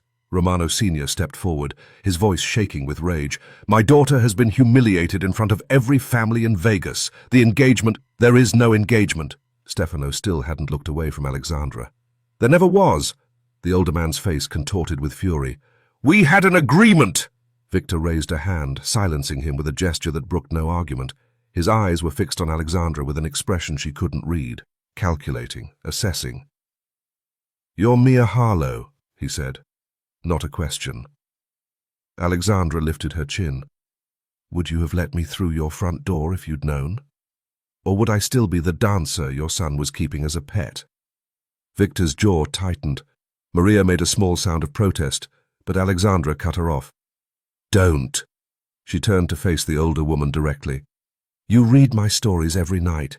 You told your friends Mia Harlow was brilliant, talented, exactly what women needed to hear. But when I served you coffee, you looked through me like I was furniture."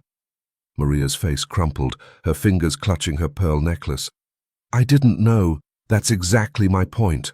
My worth didn't change between yesterday and tonight. The only thing that changed is what you knew about me." Alexandra's voice hardened. "I was always the same person. You just couldn't see past my job title." Silence fell over the terrace. Even Romano had stopped sputtering. Stefano took a step toward her. "Alexandra, and you."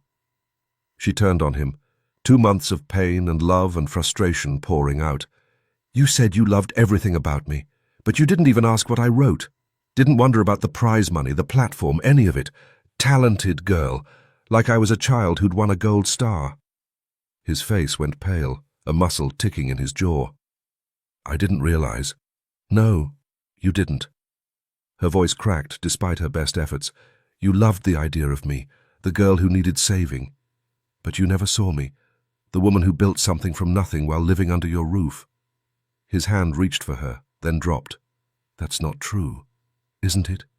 She stepped closer, close enough to see the agony in his grey eyes. "You kept me hidden. Let your mother treat me like garbage. Stood there silent while Bianca called me a servant." Her hand pressed against his chest. "I love you, Stefano. But I won't be your secret. I won't be the woman you're ashamed to claim." Stefano's hand closed over hers, holding it against his heart. Then he dropped to one knee. A collective gasp rippled through the watching crowd. More guests had followed them outside, phones raised, the live stream still running. "You're right." His voice was rough, stripped raw. "I was a coward. I let my family's expectations matter more than your dignity. I told myself I was protecting you, but I was protecting myself from admitting how much I needed you." He pulled a velvet box from his jacket, opening it to reveal a ring that caught the moonlight like captured fire. "I'm not asking you to forgive me. I'm asking you to let me spend the rest of my life earning it." He looked up at her, everything he'd ever hidden laid bare in his expression. "Marry me, Alexandra. Not because you need me, you've proven you don't, but because I can't imagine my life without you in it." Romano's father exploded, his face mottling purple with rage. "This is an outrage! We had a deal, Bruni!" Victor turned to face him, adjusting his cufflinks with deliberate calm. "We had a discussion. Nothing was signed." He glanced at Alexandra, then back at Romano. "Besides, I've recently acquired some new business partnerships that make your family's contribution redundant." Romano took a threatening step forward, fists clenched. "You can't—" "I believe I just did." Victor's smile widened, cold as a knife's edge. "My future daughter-in-law's platform earned more in 3 months than your entire operation. I'd say we're upgrading."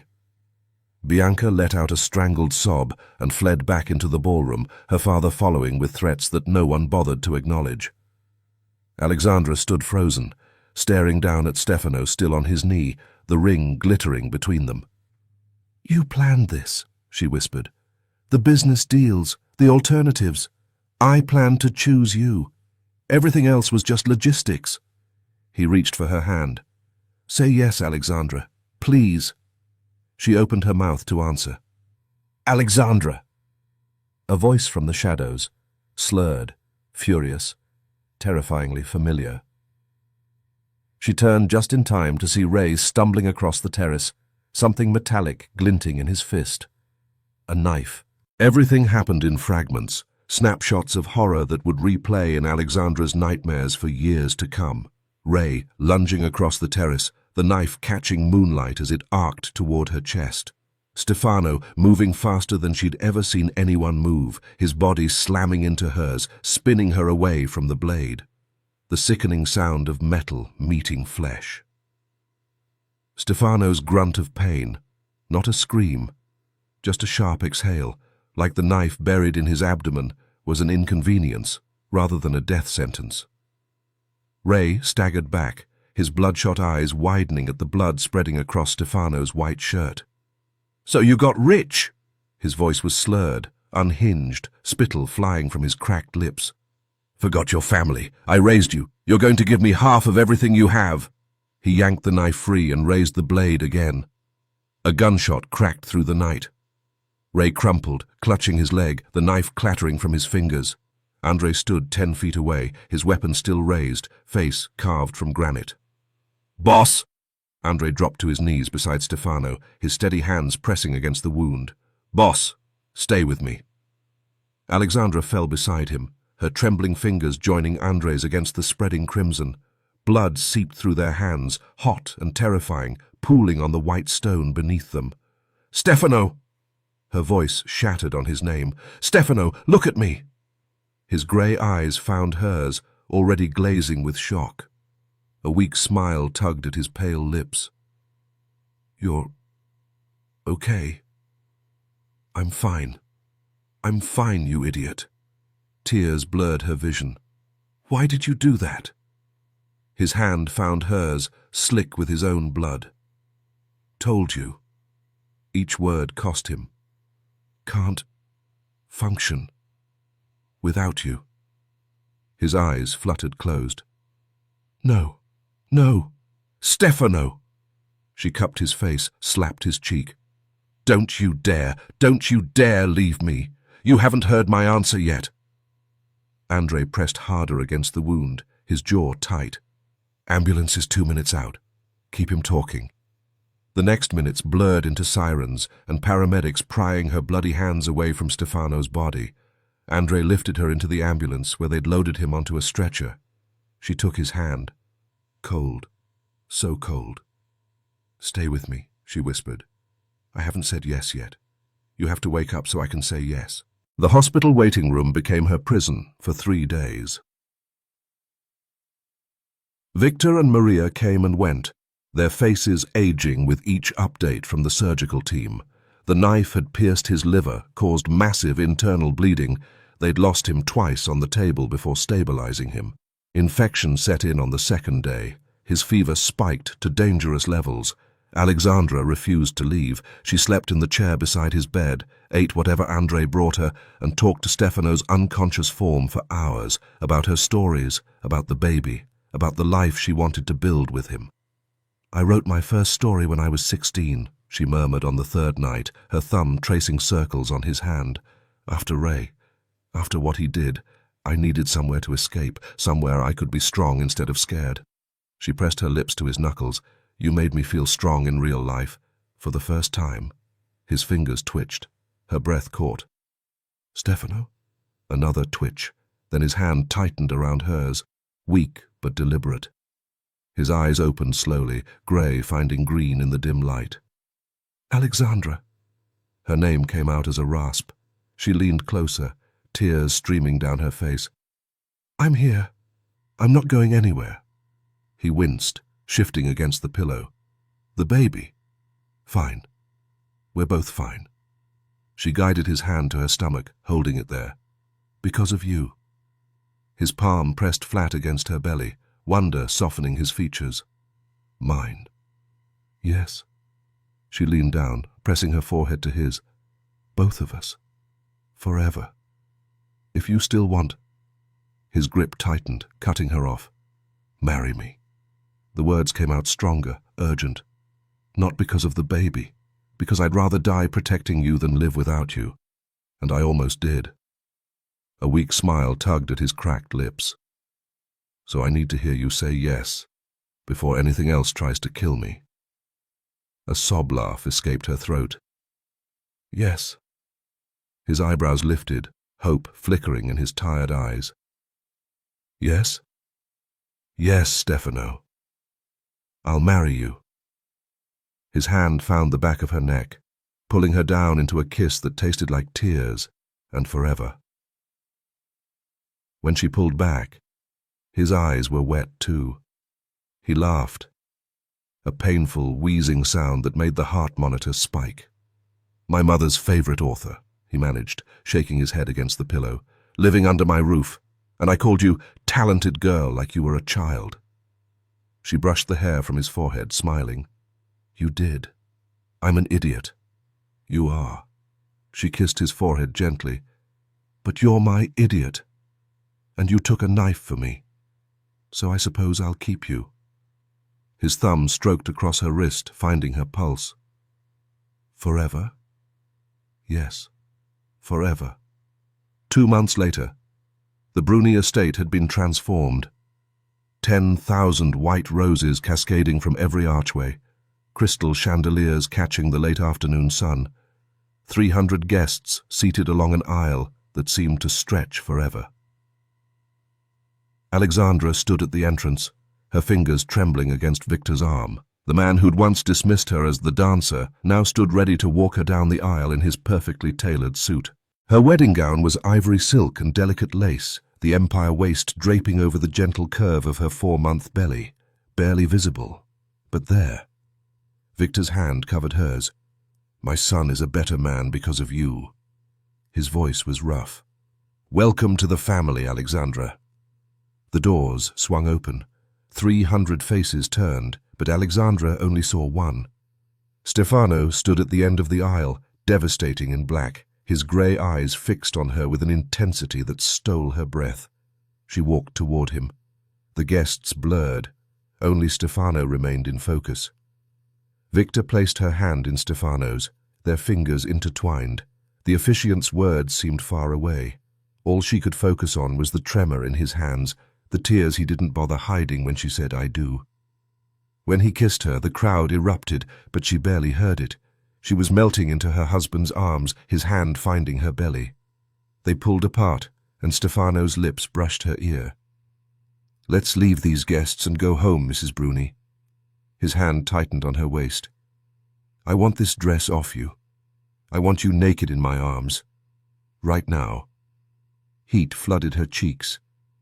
We have 300 guests, Stefano. His eyes darkened. They'll survive. Mia Harlow didn't disappear after the wedding. She evolved. Alexandra became a partner and editor at Velvet Stories, guiding new voices while continuing to write her own. Her weekly chapters turned into novels, 3 bestsellers in 2 years, all published under the name that had changed her life. She kept the pen name not to hide anymore, but to honor the woman she'd become. Someone who'd turned pain into power, one story at a time. 4 months later. The hospital corridor was bright and busy. Alexandra walked beside Stefano, her belly now round and heavy at 8 months, his hand resting protectively on the small of her back. They were leaving her routine checkup. Their baby girl was healthy, almost ready to arrive. A familiar face appeared from a doorway. The urologist who'd seen Stefano a year ago stopped mid-stride, his eyes moving from Stefano to Alexandra's pregnant belly. "Mr. Bruni?" A knowing smile spread across the doctor's face. "How are you? Everything working well?" Stefano's arm wrapped around Alexandra, pulling her close. He grinned, open, unguarded, nothing like the cold man who'd sat in that office a year ago. "Never better, doctor. We're having a daughter." The urologist's gaze lingered on Alexandra's belly, on the way Stefano looked at her, on the matching gold bands on their fingers. He leaned closer to Stefano, lowering his voice. "Seems like love cures what medicine can't." Stefano pressed a kiss to Alexandra's temple. "It does." They walked out into the Las Vegas sunshine, his hand never leaving her belly. The girl who'd hidden behind a mask and the man who'd been dead inside, both finally alive. Together. Thank you so much for staying with me until the end of this story. If you enjoyed it, don't forget to hit that subscribe button and give this video a like. It really helps the channel grow. Now I have to ask you, if you were in Alexandra's shoes, would you marry Stefano? Yes or no? Drop your answer in the comments. I read every single one and I can't wait to hear what you think. See you in the next story.